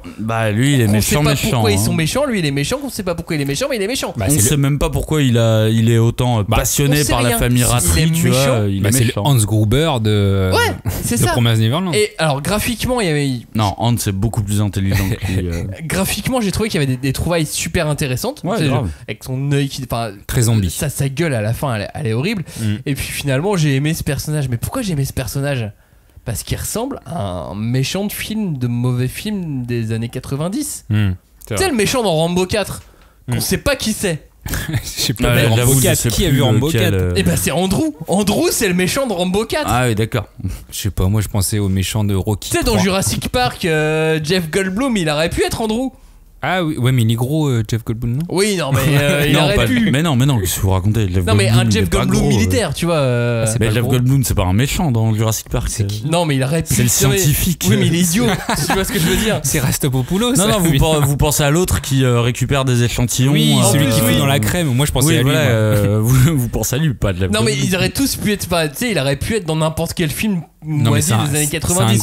C'est un gros méchant. Voilà. C'est vrai que. Moi, je vois presque un hommage au film des années 90. Tu sais, quand le scénariste dit mais j'ai créé Promise Neverland en ayant en tête La Reine des Neiges et Die Hard, quand je vois Andrew, je fais ok, Die Hard. Ouais, et tous les films et tous les sous Die Hard. Ouais, mais encore une fois, méchant de Die Hard, il est beaucoup plus intelligent. Non, mais c'est pas ça. Lui, il fait partie des hommes de main des méchants de Die Hard. Oui, voilà, à la limite, c'est le même. Et du coup, il est calqué sur les hommes de main des méchants. Mais je vois presque un hommage, tu vois. C'est possible, mais j'avoue que pour moi, tu sais, il a une phase, Andrew, il a une phase qui est 1000 fois abusée, il répète 1000 fois vous ne pouvez pas me tuer parce que je suis un être humain. Franchement, rien qu'à cause de la répétition, quelqu'un aurait dû lui mettre une balle, tu vois. Genre, c'est bon, on s'arrête. Il l'a eu, hein. Il est là, il finit par l'avoir, mais je trouve ça dingue. Là, on n'est même pas, tu sais, si tu veux faire une référence aux méchants des années 90, qui exposent leur plan, ça c'est un carcan, tu as du cinéma d'action des années 90. Là pour moi on est au-dessus, c'est leur voici mon plan et c'est parce que je suis méchant. Et là en vrai son plan il a aucun sens. C'était quoi l'idée de son plan? C'était d'aligner 60 gosses sans qu'ils ne fassent rien et il va les buter parce que je suis un humain, vous ne pouvez pas me buter. Non mais parce qu'eux ils les considèrent comme c'est nul. Et c'est parce qu'ils les considèrent comme du bétail et il est vraiment là-dessus. Bah oui, mais le mec c'est un commando militaire. Tu vois à un moment c'est quelle sorte d'attaque ça? Pour moi c'est un perso secondaire de Rambo 4.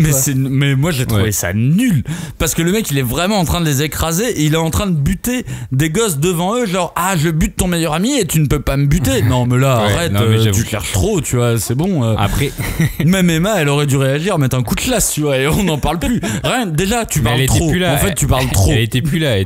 Oui. Alors petit rappel, là, on est fin octobre 2047. On est au chapitre 114. Ils sont plus que 55. Il y a quand même 8 morts depuis le début. C'est 2 infos chiffrées importantes que je vous dis parce que ça nous donne 2 trucs. C'est qu'ils sont pressés par le temps. Donc rappelez-vous, il y a que 2 ans maximum. Et Emma voulait que plus personne meure. Bon là, il y en a quand même 8 qui sont morts. Donc est-ce que ça va évoluer dans sa pensée depuis le retour de Goldie Pound quand même, hein. Et du coup, qu'est-ce qui va se passer? Voilà. Mais je comprends pas d'ailleurs pourquoi ils sont autant pressés par le temps. Avant la prochaine récolte. En fait, c'était ça dans Gracefield. Il faut que les enfants atteignent un certain âge, avant de pouvoir bouffer le cerveau de manière correcte. Et la prochaine récolte, ils avaient 2 ans maximum. Ok, j'avais oublié ce truc, peut-être parce qu'ils le répètent pas assez.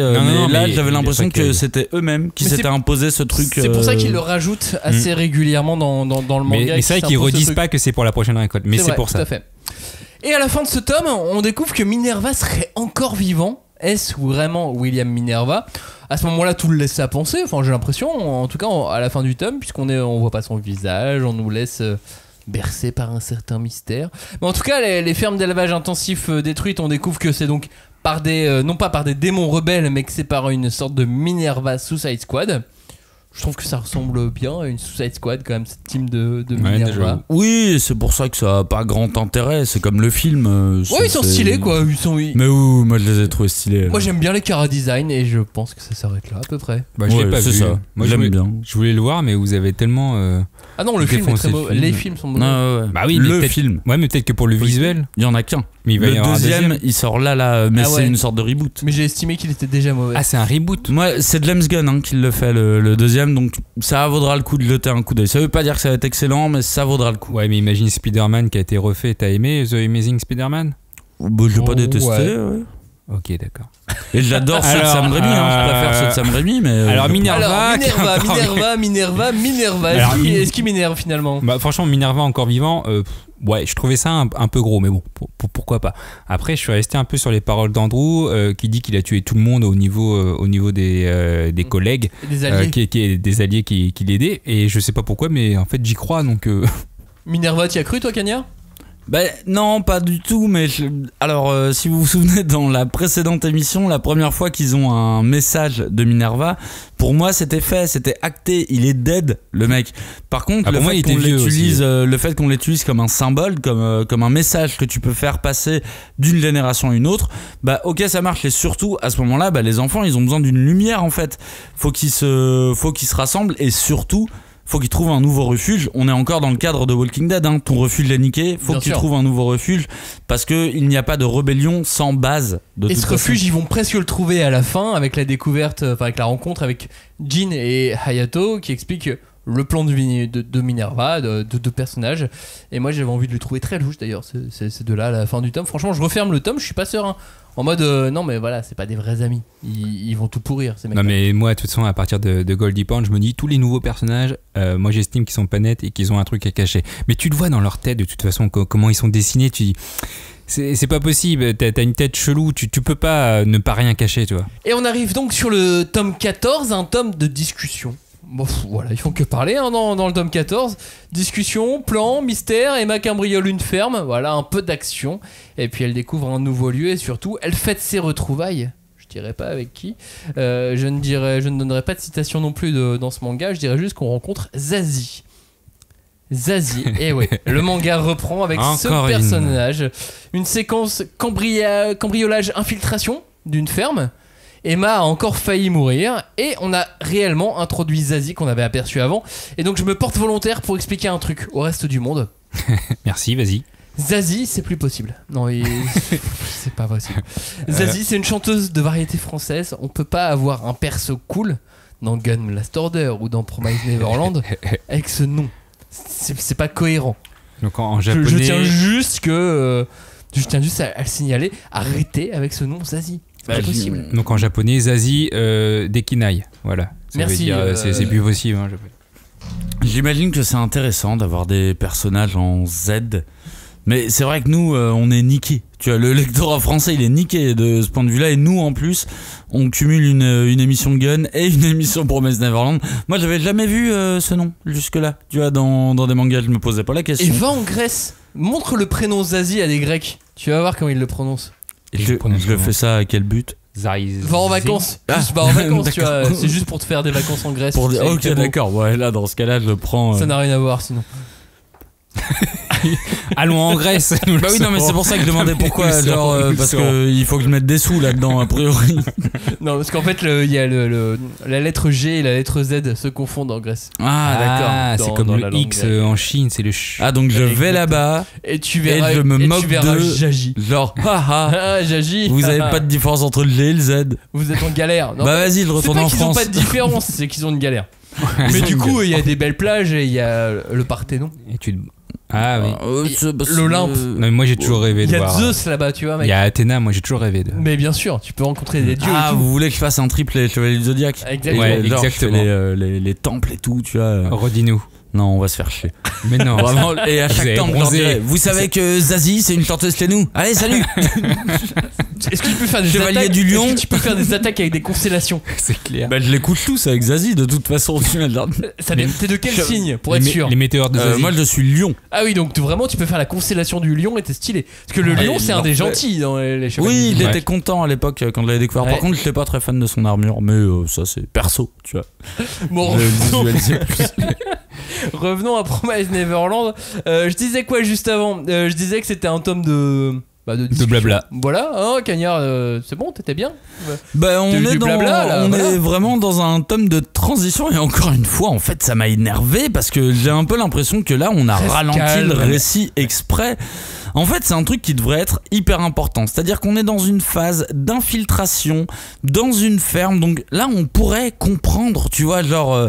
comment ça marche, qu'est-ce qui a poussé l'univers à fonctionner comme ça. Et en fait non, bah c'est une ferme.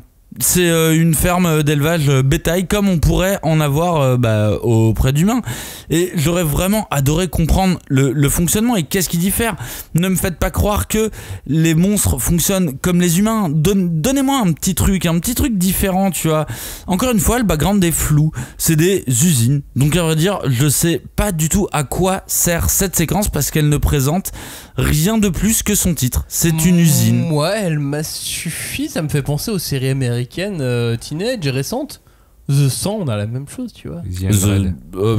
Non, mais est-ce que ça tu dis bah The non, et tu dis, je suis tu pas... dis les 100 et tu dis c'est bon, ça tu dis The mais pas les 100, tu vois. Moi, en fait, mon gars, je dis The 100, tu vois.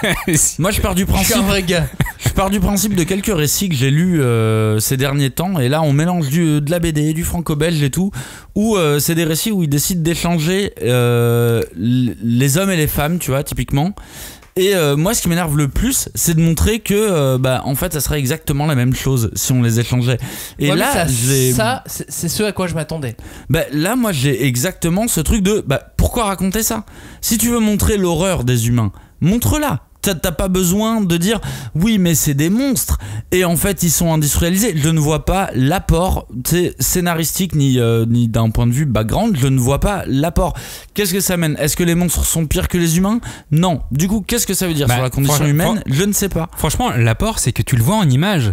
Tu le vois en image que c'est des humains qui sont traités comme nous on traite les vaches, et ça peut aussi peut-être justement te faire réfléchir là-dessus. Genre comment sont élevées les vaches chez nous, comment sont élevés les bœufs. Et enfin moi quand je l'ai vu j'ai fait ouais c'est dégueulasse. Comment tu peux élever de façon intensive comme ça? Je suis pas d'accord parce que t'as besoin que d'une seule image pour montrer ce genre de truc. Je repense toujours à Yu Yu Hakusho qui m'avait choqué à l'époque, à un moment où on montre fin du manga. Enfin ouais, dans le dernier arc où on montre les humains qui torturent, qui font des orgies où ils torturent les démons. Et c'est une image, c'est une case. Elle est magnifiquement dégueulasse et j'ai compris tout ce que voulait dire l'auteur par juste cette case là.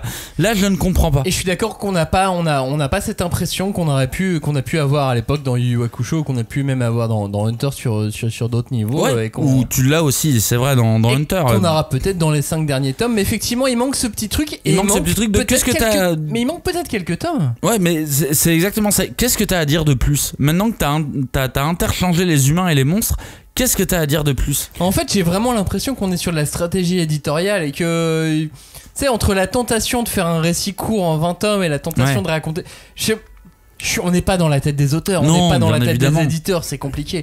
Mais effectivement, j'ai l'impression que c'est ce petit 3 tomes qui manque, qui aurait pu. Ouais, qu'il y a un petit truc de genre, et surtout, tu vois, on a un truc d'infiltration. Tu vas dans une usine.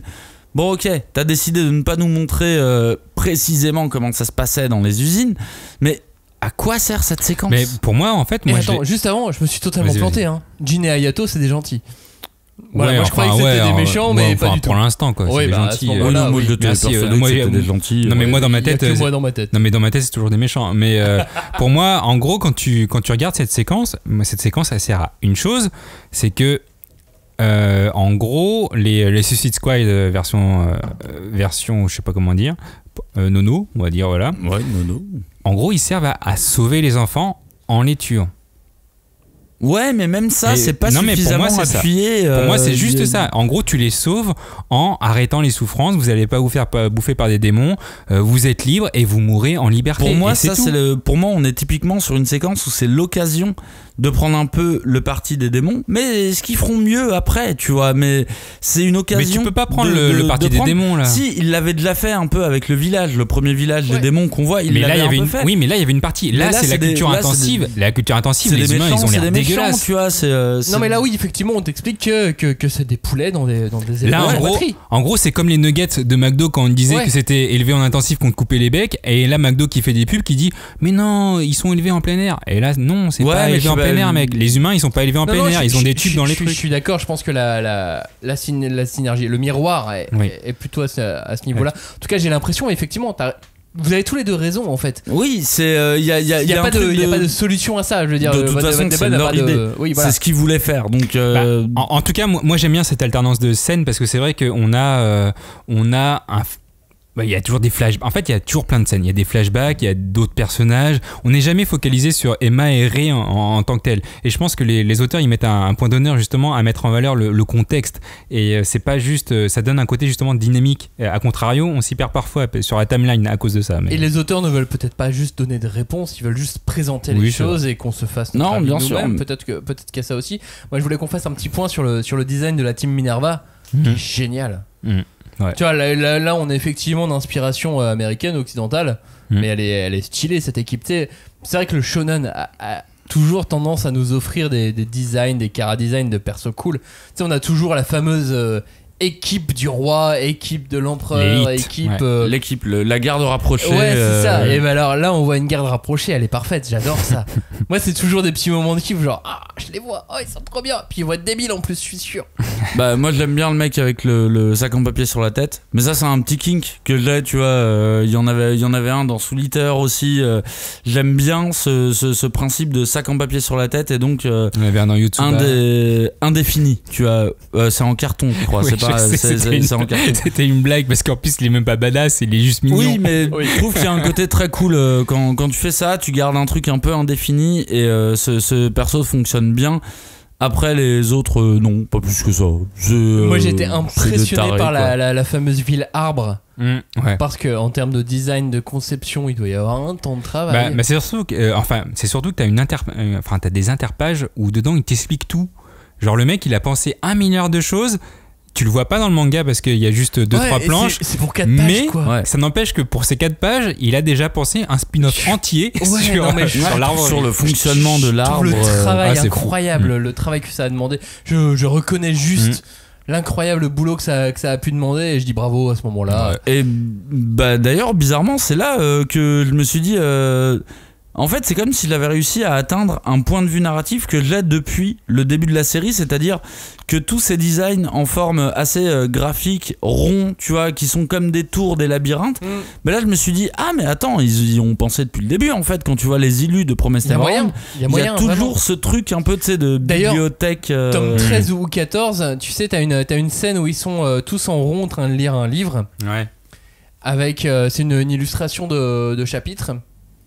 Et l'auteur dit au début du tome, le scénariste, explique que chacun à un bouquin truc des avec anciens. le nombre de pages qui correspond à sa durée de vie. Et que Ray en a 2 parce qu'il qu'il y a sait un pas. truc. Ouais. Ah, c'est génial. Là, j'avoue, J'aime bien ce c'était petit marrant. mystère comme Ouais, ça. C'est vrai.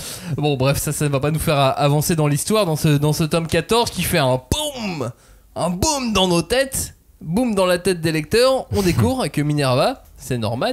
Non, mais ça, c'était évident. Enfin. Mais non, c'était pas mais évident. si, Moi, j'ai rien vu. alors, venir. c'était pas évident que Bon, Minerva, alors là, c'était je te Norman. crois, mais tellement Non, pas, alors, Maxime. non, mais C'est pour- vrai? Non, mais moi, Ah, j'avais mais je te vraiment crois rien pas. vu venir. Non, mytho. Moi, je pensais que Mytho. Norman, il allait arriver autrement. Oui, J'étais voilà. sûr que Norman allait revenir, mais je pensais Mais pas pas en que Minerva. Norman allait être Minerva. Pareil, la même chose. Ah, je vous crois pas du tout, les Ah mecs. non, je pensais pas que c'était Minerva. Vous aviez cette idée dans la tête, mais vous avez pas voulu y croire. Non, moi, je savais que Norman allait revenir, mais pas en Il n'y a Minerva. pas d'autres persos. Il n'y a pas d'autres persos Ouais, pour lequel Norman Oui, mais- aurait pu jouer un Non, mais rôle. maintenant que tu le dis, c'est évident. Mais sur le coup, non. Ah, pour moi, c'était. Mais pour moi, mais ça me paraissait clair et trop net. évident pour qu'il le fasse. Bah oui, on est d'accord. Ils Du l'ont coup, je fait. pensais que ça allait être autre chose. Ils l'ont fait. Et du coup, à contre-pied, comme c'était évident et que tu pensais pas qu'ils allaient le faire, ils l'ont fait. Et donc Norman arrive, finalement ce n'est pas William Minerva, c'est donc la Norman Suicide Squad, forcément. Et puis il donne la vérité sur les démons. Alors, que sont ces démons? Franchement, alors ça, moi, c'est un truc où j'ai forcément pensé à la métaphore de la réalité. En gros, la véritable nature des démons, c'est une bactérie. Et en gros, c'est une bactérie qui doit manger des humains pour garder leur forme et leur intelligence. Et je trouve ça malin en fait en tant que ressort scénaristique parce que en gros, les démons sont des bactéries, ça enlève toute culpabilité pour les humains de les tuer et les détruire. En fait, ils sont pas civilisés, c'est des bactéries, ils ont parasité l'intelligence humaine, il y a aucun scrupule à les éradiquer, c'est plutôt finalement de guérir une maladie quoi. En termes de morale, c'est pas du tout la même chose que d'éradiquer des monstres qui auraient évolué en tant que tels en une société civilisée par les moyens plus ou moins naturels d'évolution. En gros, là, ça aurait été un génocide si ça avait été ça. Sauf que là, c'est pas ça, c'est des bactéries et ça déculpabilise l'éradication de la Bah, par pas une trop, guérison. parce qu'ils ont une conscience quand même. Ouais, tu vois, justement, Ouais, mais c'est une bactérie. à ce stade, Ah ouais, mais. à ce stade-là, entre ça, ce point sur les démons, les bactéries, l'évolution, les dates qui sont nos dates. Ouais. On est dans des années, on est sur notre Ah bah façon, c'est dans 25 ans, hein, on est préparez-vous. sur nos calendriers. Le manga qui se place finalement dans une sorte de dystopie de science-fiction. Est-ce que Promised Neverland c'est une série de SF? Tu sais, malgré tout, tu vois, on n'a pas un vrai rôle dans le monde. On a un petit rôle par rapport à nos auditeurs, c'est essayer de pourquoi pas classifier, réfléchir, prendre un peu de recul sur les mangas. Est-ce que Promised Neverland est un manga de SF? C'est une vraie question. Alors, si on doit le catégoriser en science-fiction, moi j'aurais du mal. Ouais, mais là, tu vois, ça catégoriserais- rentre peu à peu dans les codes. Tu vois, la dystopie, les dates sont là, les démons sont J'aurais- une résultante d'une évolution. J'aurais plus de l'humain facilité à le et de classer la en bactérie. dystopie que en Ouais, mais la science-fiction. dystopie, C'est un sous-genre de- C'est un SF, sous-genre, ouais. tu vois, mais c'est pour ça que j'aurais du mal à dire SF, parce que pour moi, SF, il y a un côté très Ouais, mais tu vois, espace, par rapport au Konya dans Gun Last Order, Ouais. il y a une. Oui, il y a mais quand c'est pas la Ouais, même mais il y a un chose. truc, tu parce vois. qu'il y a énormément de hard SF dans Je Last suis d'accord. Order avant que les Konya arrivent, alors que là, on n'a aucune Oui, évolution. et généralement dans la science-fiction, t'as quand même une base technologique. Ok, il y a la culture intensive avec les fermes. ils ont réussi à cloner Ouais, les humains. a mais priori. c'est en vrai c'est la seule chose. Et j'aurais pu dire oui s'il n'y avait pas eu le rêve psychosomatique d'Emma. Mais c'est ce qui me voilà. fait douter à ce stade, en tout cas à ce stade-là du manga, ça me fait encore douter. Je sais pas si j'y crois, si j'y crois pas, je doute. Moi, à ce stade-là, j'ai un peu du mal à y croire parce que, tu sais, les réponses avec le discours de Norman, je les trouve un peu trop évidentes, quoi. Il énonce ça comme des sortes de vérité absolue, mais j'ai l'impression qu'il y a des zones d'ombre, tu vois, qui tu sais, je sais pas, qui C'est dit pas Nono. tout. Nono, Mais- c'est zone d'ombre chez Nono. J'ai l'impression qu'il cache les trucs, tu sais, pour pas avoir de soucis avec les orphelins de Graceful House. Et du coup, moi, je suis pas du tout dans un délire SF. Moi, je reste toujours dans un délire fantastique, tout simplement. Après, on peut dire dystopie, mais encore une fois, pour moi, la dystopie indique de questionner notre présent. J'ai un peu de, Mais c'est j'ai un une peu de mal vraie à question l'avoir. qu'on devra se poser pour la fin de la Évidemment. série et pour la prochaine émission. On apprend donc la vérité sur le retour de Norman parce que c'est quand même un événement. C'est un événement et pas un événement Ah, parce c'est qu'on un non-événement là. Ouais. Oui, Mais- c'est genre au fait. Au fait, C'est pas dit. non mais c'est vrai parce qu'en fait on nous l'a montré depuis le début. Oui, on l'avait vu dans Alors les. déjà on l'a fait on l'a fait grandir bizarrement. Alors, ouais, parfois il est stock, parfois il est moi plus aussi maigre, j'ai l'impression, mais je mets ça sur le dos des tests chez Lambda. Ouais, des tests dans la ferme, tu vois, moi je mets ça sur le dos de la mise en page, c'est-à-dire le premier dessin où tu le revois, fallait qu'il soit carré, stock de ouf. Et alors que après, après il a fallu le remettre au niveau de Norman et Emma, donc fallait le faire un peu plus fin. Tu vois, puis après tout a été un peu expédié sur cette partie, parce qu'au finalement on revient pas sur lui, sur la ferme. C'est un spin-off, mais non, tu vois. on n'en sait rien. Non, c'est un spin-off, mon gars. Il y a vraiment un truc, je me suis fait des amis, je me suis échappé.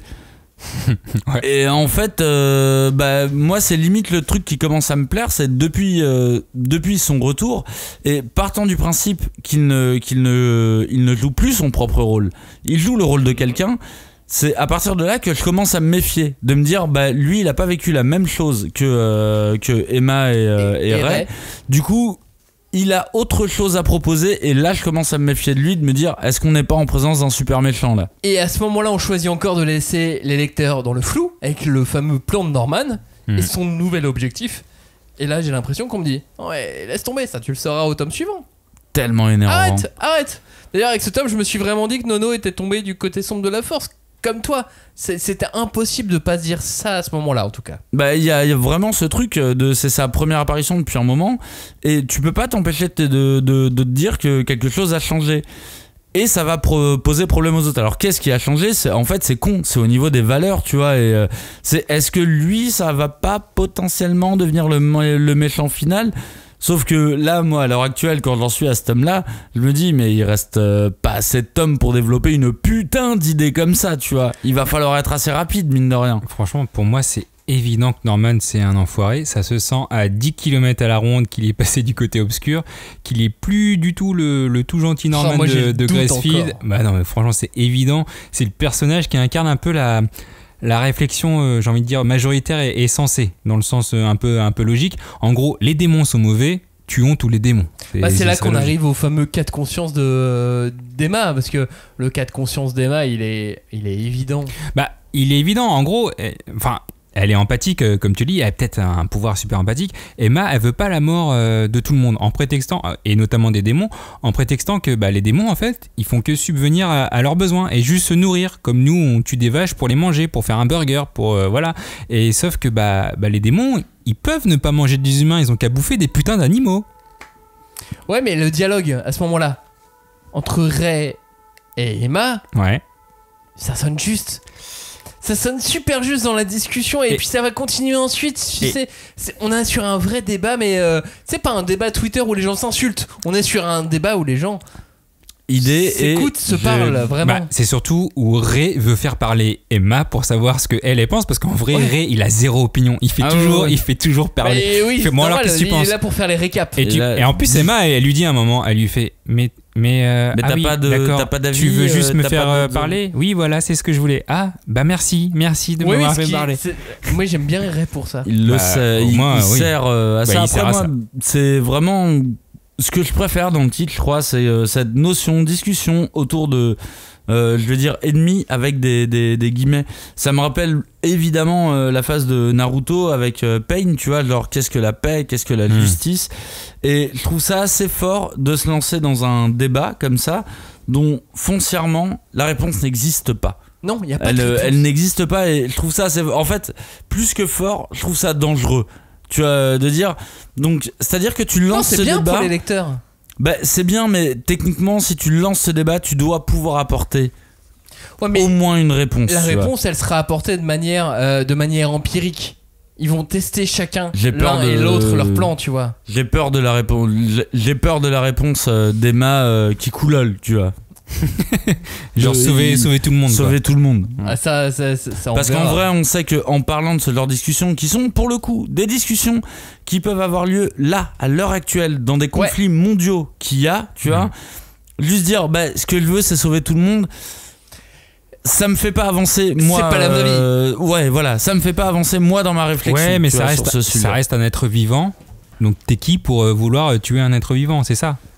C'est ce qui va être au cœur du tome suivant, parce que ce tome-là, le tome 14, se termine par un cliffhanger de Norman avec des démons et puis un rare moment de repos. Et souvent, quand il y a un rare moment de repos dans un manga, ça n'annonce rien de bon. Et on arrive au tome 15, un tome 15 qui est encore un tome de discussion et de levée de mystère. Je comprends que ça puisse soulever certains lecteurs, mais pour moi, ça marche entièrement ici. Voilà, la seule vraie action, c'est le départ d'Emma et Ray pour une nouvelle quête. Et sinon, c'est bla bla bla. Oui, bah, tu sais pas. Oui, mais alors quoi? Mais voilà, il n'y a pas d'action. À part le départ de Emma et Ray, mais c'est un tome qui cartonne sur moi complètement. J'ai adoré ce tome. Et on découvre juste le clan Gilan, on découvre un autre clan de démons. Et on démarre par eux d'ailleurs. Hein. Ce tome démarre très très fort et prend la suite du précédent. On voit Norman face à une horde de démons qui est prête à négocier et qui expose son plan tout simplement. Et ils ont l'air horribles. C'est-à-dire qu'on se rend compte que dans le monde des démons, je dirais pas horrible. Il y a aussi des laissés pour compte, il y a aussi des gens qui ont été trahis et ils ont l'air horribles, monstrueux. Enfin, tu vois, ils sont en mode on va te trahir dès qu'on pourra. En même temps, c'est ce que Norman veut faire aussi. Et encore une fois, moi, c'est une des parties où je me dis, ok, là, tu me donnes du background, là, tu commences à un peu ouvrir ton univers, tu vois. Et ce tome 15 c'est super pour ça.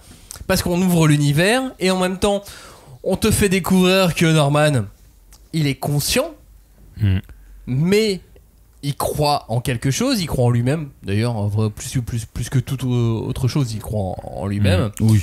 Et il croit en son plan. Et à côté, t'as le plan d'Emma. Qui n'a aucun sens. Et qui n'a aucune fiabilité, on va dire, tu vois. Ouais, mais c'est bien dans cette opposition parce que ils s'écoutent. Tu sais, ils se parlent l'un et l'autre de leur plan.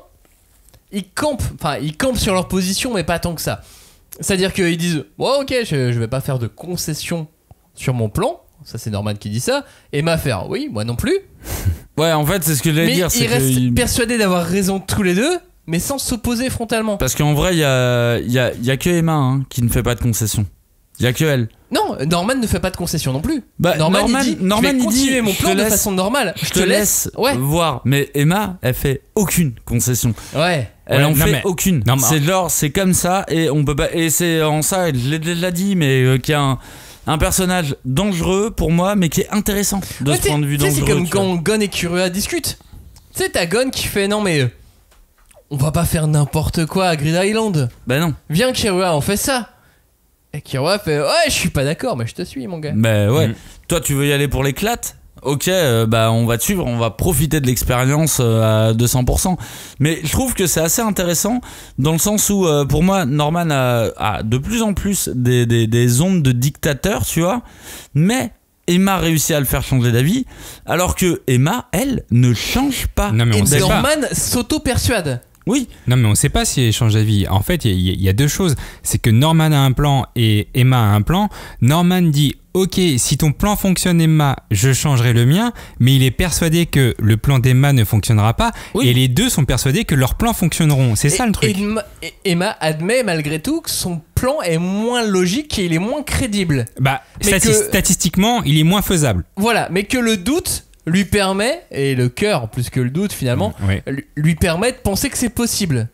C'est ça. Et de l'autre côté, Norman qui a une assurance mais déconcertante qui laisse penser Emma, mais c'est pour ça il se comporte presque comme un père face à Emma. Non mais il a un côté un peu paternaliste. Bien sûr. Vas-y, va poursuivre tes chimères si tu veux. Poursuis tes rêves. Moi je. Je vais continuer et je vais devenir Dark Vador. Mais c'est ça le truc, c'est qu'on nous met tellement l'accent sur le plan infaillible de Norman, qu'au final on sait tous qu'il va se passer un truc qu'il a pas prévu. En fait, il va se dire un truc qu'il avait prévu et que cet imprévu, en fait, il l'avait pas prévu, mais il l'avait prévu. Mais il y aura quand même un imprévu qui sera à Emma. Voilà. Le truc qu'il a pas prévu, c'est Emma, forcément. Après, moi je trouve que l'opposition entre les deux visions du monde, entre Norman et Emma, elle est hyper intéressante. Et tu vois, j'ai l'impression qu'on va avoir de plus en plus ce genre de questionnement dans le manga actuel. Là, je vais reprendre Naruto et Pain sur l'enchaînement guerre, violence. Tu sais, la violence continuera. De toute façon, c'est un cycle de violence. Ils parlent de cycle beaucoup. Ils en parlaient déjà dans Naruto. Et là, je vais en arriver au point que j'avais annoncé en intro déjà. Dire que je pense que s'ils n'aiment pas assez Promised Neverland. Je trouve que c'est très sympathique à lire. Il n'y a pas de souci.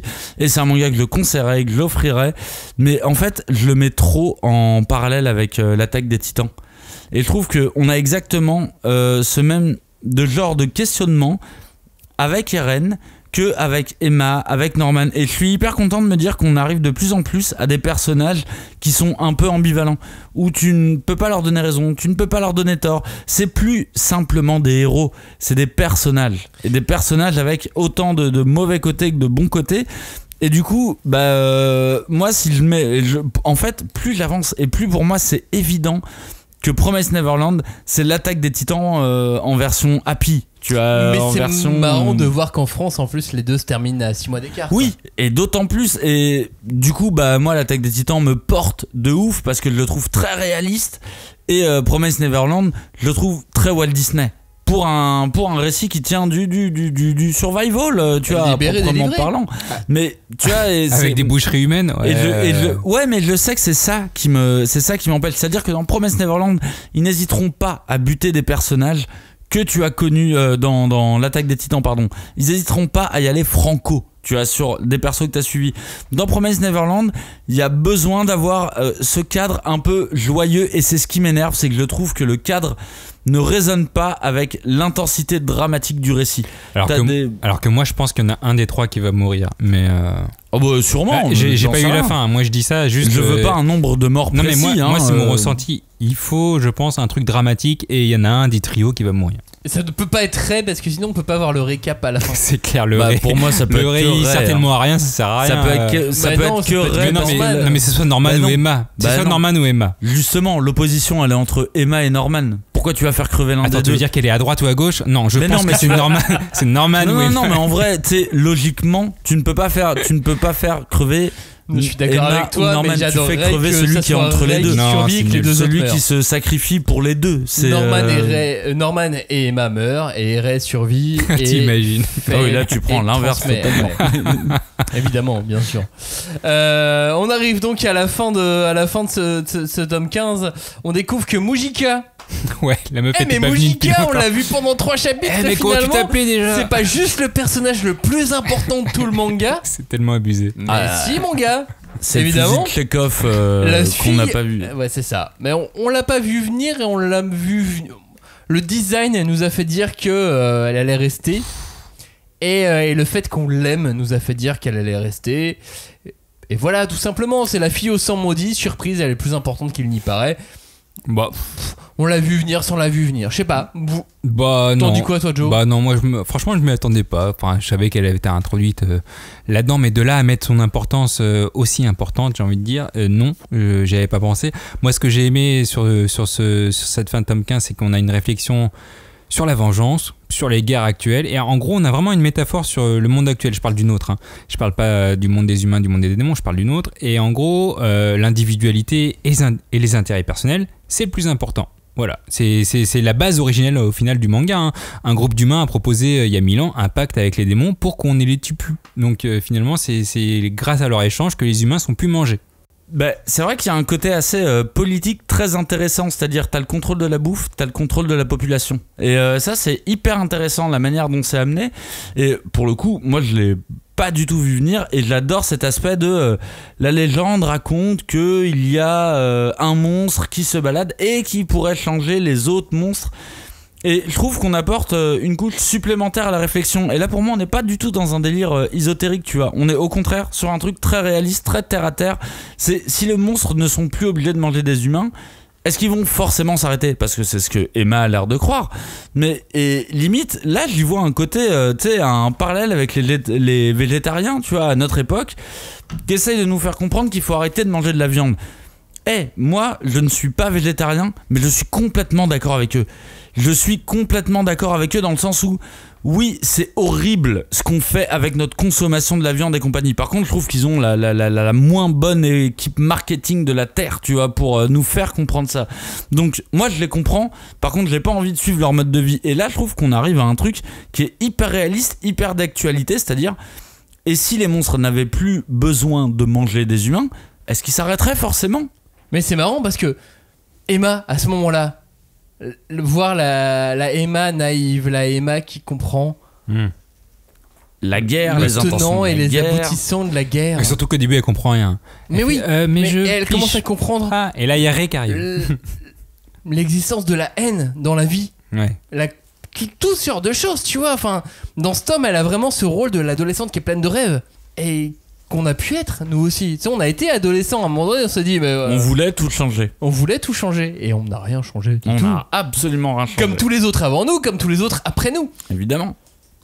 Voilà, à quelques exceptions non, près, mais évidemment. c'est intéressant parce que là en plus mais elle joue ce rôle-là très clairement. Elle a ce rôle de l'adolescente qui veut tout changer. Ils sont hyper paternalistes avec elle, que ça soit Norman ou Ray. Ouais, non, mais ils sont vraiment en mode non mais grandis là. Ils sont en train de découvrir ça le peut monde. Pas, mais en fait, ils sont en train de perdre leur naïveté. Mais voilà, c'est ce que j'allais dire. C'est qu'elle est super naïve et en gros, pour vraiment expliquer, en gros avec le sang de Mujika qui aurait pu éradiquer la famine, parce qu'en gros avec son sang, ils n'ont pas besoin de se nourrir d'humains parce qu'ils gardent leur forme humanoïde. C'est comme si nous aujourd'hui, en fait, on inventait un remède universel où on peut plus tomber malade du tout. En gros, t'inventes un remède et les entreprises pharmaceutiques, elles servent plus à rien. Il y a plus d'argent. Et en gros, qu'est-ce qu'elles vont faire si elles découvrent cela ? Je suis pas sûr qu'elles acceptent ce remède universel parce que ça fait quand même beaucoup d'argent en moins. C'est un peu. Et tu vas foutre beaucoup de gens au chômage. Et ça, c'est une super bonne idée pour le film Die Hard 6, toujours avec Bruce Willis. Et quand j'ai écrit ça, franchement, je me suis dit, dans Bruce Willis, ils ont fait l'histoire du blackout avec le truc dans Die Hard 6, pardon. Désolé, mais pour moi, Die Hard, c'est forcément Bruce Willis. Mais dans Die Hard, ils ont fait l'histoire avec le blackout technologique. Et je me dis, c'est évident qu'ils peuvent faire ce genre de choses avec les entreprises pharmaceutiques. Ouais, non, c'est vrai. Et ça m'a fait penser au truc de Max. Il fait il a été inspiré par Die Hard. Finalement, c'est vrai. Mais il y a tellement de Die Hard. C'est vrai. Oui, non, mais avoir un truc avec du terrorisme, avec du terrorisme écologiste, dans tous les cas, ça va arriver. C'est déjà arrivé un peu dans les scénars hollywoodiens. Et tu vas l'avoir d'autant plus. Mais là, je trouvais que c'était très d'actualité, tu vois, de dire, même, est-ce que vous croyez que si ils ne sont plus obligés de manger des humains pour évoluer, est-ce que vous croyez qu'ils vont arrêter pour autant ? Mais bien sûr non. Que non. Il n'y aura pas qu'une seule voie. Que Sanju, le pote de Mujika, il aimait chasser les humains. Ouais. Oui, avant, mais on sait pas son background, c'est pour ça on sait pas son histoire. Mais Lord Byron, tu vois. Mais en tout cas, il kiffait juste chasser les humains sauvages. Ouais. Et tu vois, des chasseurs, on en a à l'heure actuelle. Et pourtant, c'est le pote de Mujika. Et tu vois, c'est à cause de sa famille. Tu peux avoir, là, à l'heure actuelle, tu peux avoir de la putain de viande d'exception, de bœuf de Kobe et compagnie. Ça n'empêchera pas les gens de chasser, quand même. Et ça coûte super cher le bœuf de Kobe. Bah oui, bien sûr. Mais va chasser un bœuf de Kobe, je crois que ça doit pas être si dur en soi. Tu vas dans. Tu vas dans un faire. Tu vas dans un champ de bœuf de Kobe. Et après t'as des avocats. Après tu vas au tribunal. Normalement, le bœuf de Kobe, il est juste à côté des brochettes bœuf fromage. C'est un champ qui est à côté où il y a vraiment que des brochettes. Les fameux bœufs au fromage. Voilà, culture intensive de bœuf au fromage. Très loin des fermes de yakitori. Ouais, c'est ça. Et des poulets oignons, tu vois. Mais en soi, je trouve ça intéressant de dire, même si ils peuvent s'en passer, est-ce qu'ils vont le faire ? Et au final, dans ce tome, on a la première vraie action de tout le tome 15, parce qu'il ne se passe rien d'autre. On en discute beaucoup, il y a plein d'infos, mais il ne se passe rien dans ce tome. C'est parce que c'est du tome de background. C'est ça. Et on part pour une dernière aventure à la recherche des 7 murs et de Schmilblick. Voilà. On rencontre donc les familles royales et tout est prêt pour le grand final du manga. Là, les 5 derniers tomes, on sait que c'est final là. Bam. Mais là, franchement, je trouve ça limite scandaleux, tu vois, dans le sens où tout est sur les rails. Tu sais, ils se donnent rendez-vous. C'est comme une ancienne colonie de vacances où les gosses se disent on s'envoie des cartes postales et tout et on se retrouve tous pour aller faire un gros apéro. Il y a toujours ça. Non, mais en vrai, c'est clean. C'est clair, c'est clean, on sait où ça va, c'est maîtrisé quoi. Et moi là, je suis arrivé, j'arrive au tome 15, je me dis ça va, ils ont le temps de finir, ce qu'ils veulent faire. Là. En fait, oui et non, parce qu'à la moitié du tome, on est en février 2047 et là, on passe en novembre 2047, quand même, à la fin de l'année, et en gros, on est dans la capitale royale. Donc c'est vraiment, là, c'est l'arc de fin du manga, quoi. Et on comprend la société des démons, son organisation, qui est finalement absolument pas éloignée de celle des humains qu'on connaît nous. Exactement la même, c'est ce qui m'énerve. Et on est toujours dans l'ordre de la métaphore, tout simplement. Ouais. De la métaphore légère. De la métaphore tout court, oui, tout simplement. Non, c'est pas comme de la métaphore, c'est de la comparaison en fait. Et Ray et Emma vont l'analogie, c'est ça que tu voulais dire. Ouvrir la porte, quoi. Bah, Ray et Emma, en gros, là on arrive à la fin du tome et ils vont jouer avec Schmilblick. Et on sait toujours pas ce que c'est, hein, si c'est le dieu des démons, le chef des démons. Non, a priori c'est le dieu, mais ils l'ont pas dit expressément. Non, mais a priori. Ouais. Comment tu l'appelles, toi, Joe? Moi je l'appelle le bébé Freezer. Non mais vous verrez sa tête, c'est le bébé Freezer, comme j'aime l'appeler. Et en gros ça s'annonce à nouveau ésotérique. Pour le coup, c'est le truc qu'il n'y avait pas avant le tome 12.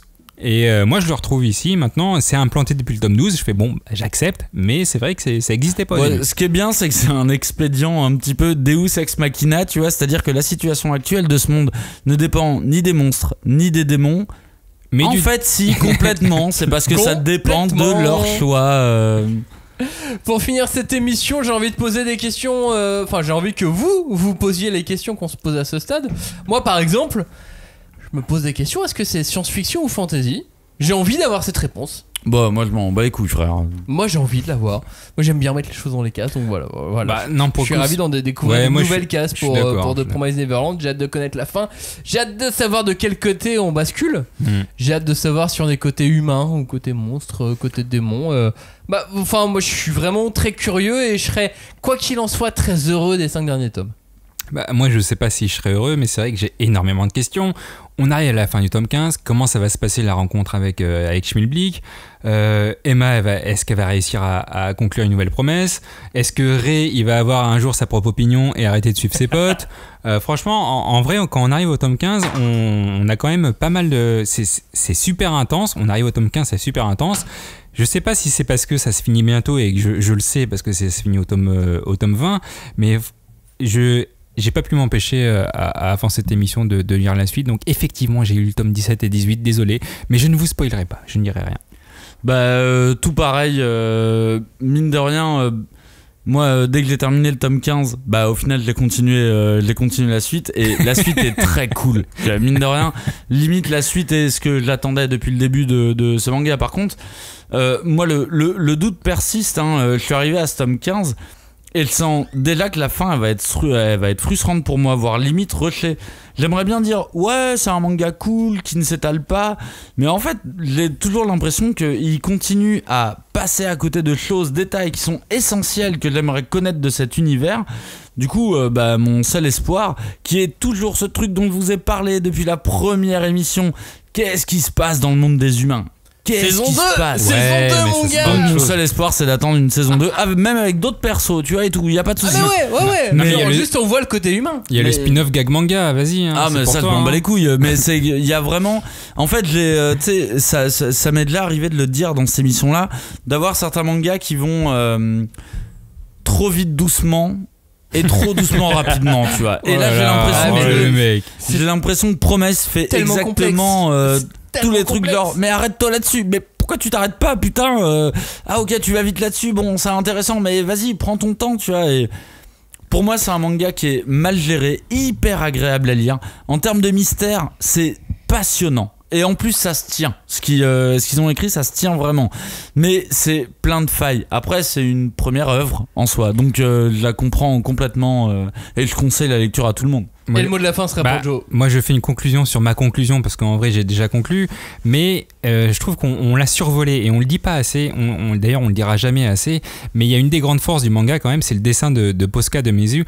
Elle a ce côté artiste qu'on trouve souvent en fait sur DeviantArt, je sais pas si vous y allez, mais il y a un peu ce côté un peu psychédélique, sans dessous, justement tu le disais, avec un peu les pages en labyrinthe, en effet d'optique, tu sais pas trop ce qui se passe, c'est des pseudo-illusions d'optique, mais en gros la différence avec ces artistes de DeviantArt, c'est que bien souvent eux, ils prennent leur temps en fait pour le faire, et c'est le genre de dessin psyché complexe que Posca de Mizu en fait, elle doit faire 19 pages en une semaine, et ça faut pas l'oublier, elle dessine super vite, et tu le vois sur les vidéos sur le net. De toute façon, Kazé avait mis une interview d'elle sur YouTube en mini dédicace interview, et tu vois qu'elle dessine super vite, et c'est ça la différence entre l'artiste DeviantArt qui fait ça en une semaine pour faire son truc Et Posca di Mizu qui fait ça 19 pages directement. La fin de Promise Neverland, on en parle dans 3 semaines.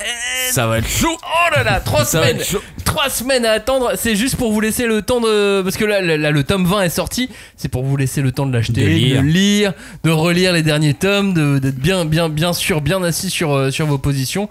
Et on en parle donc dans 3 semaines. On parle des 5 derniers tomes. Je vais dire 4. Mais non, 5 derniers 16 à tomes. 20.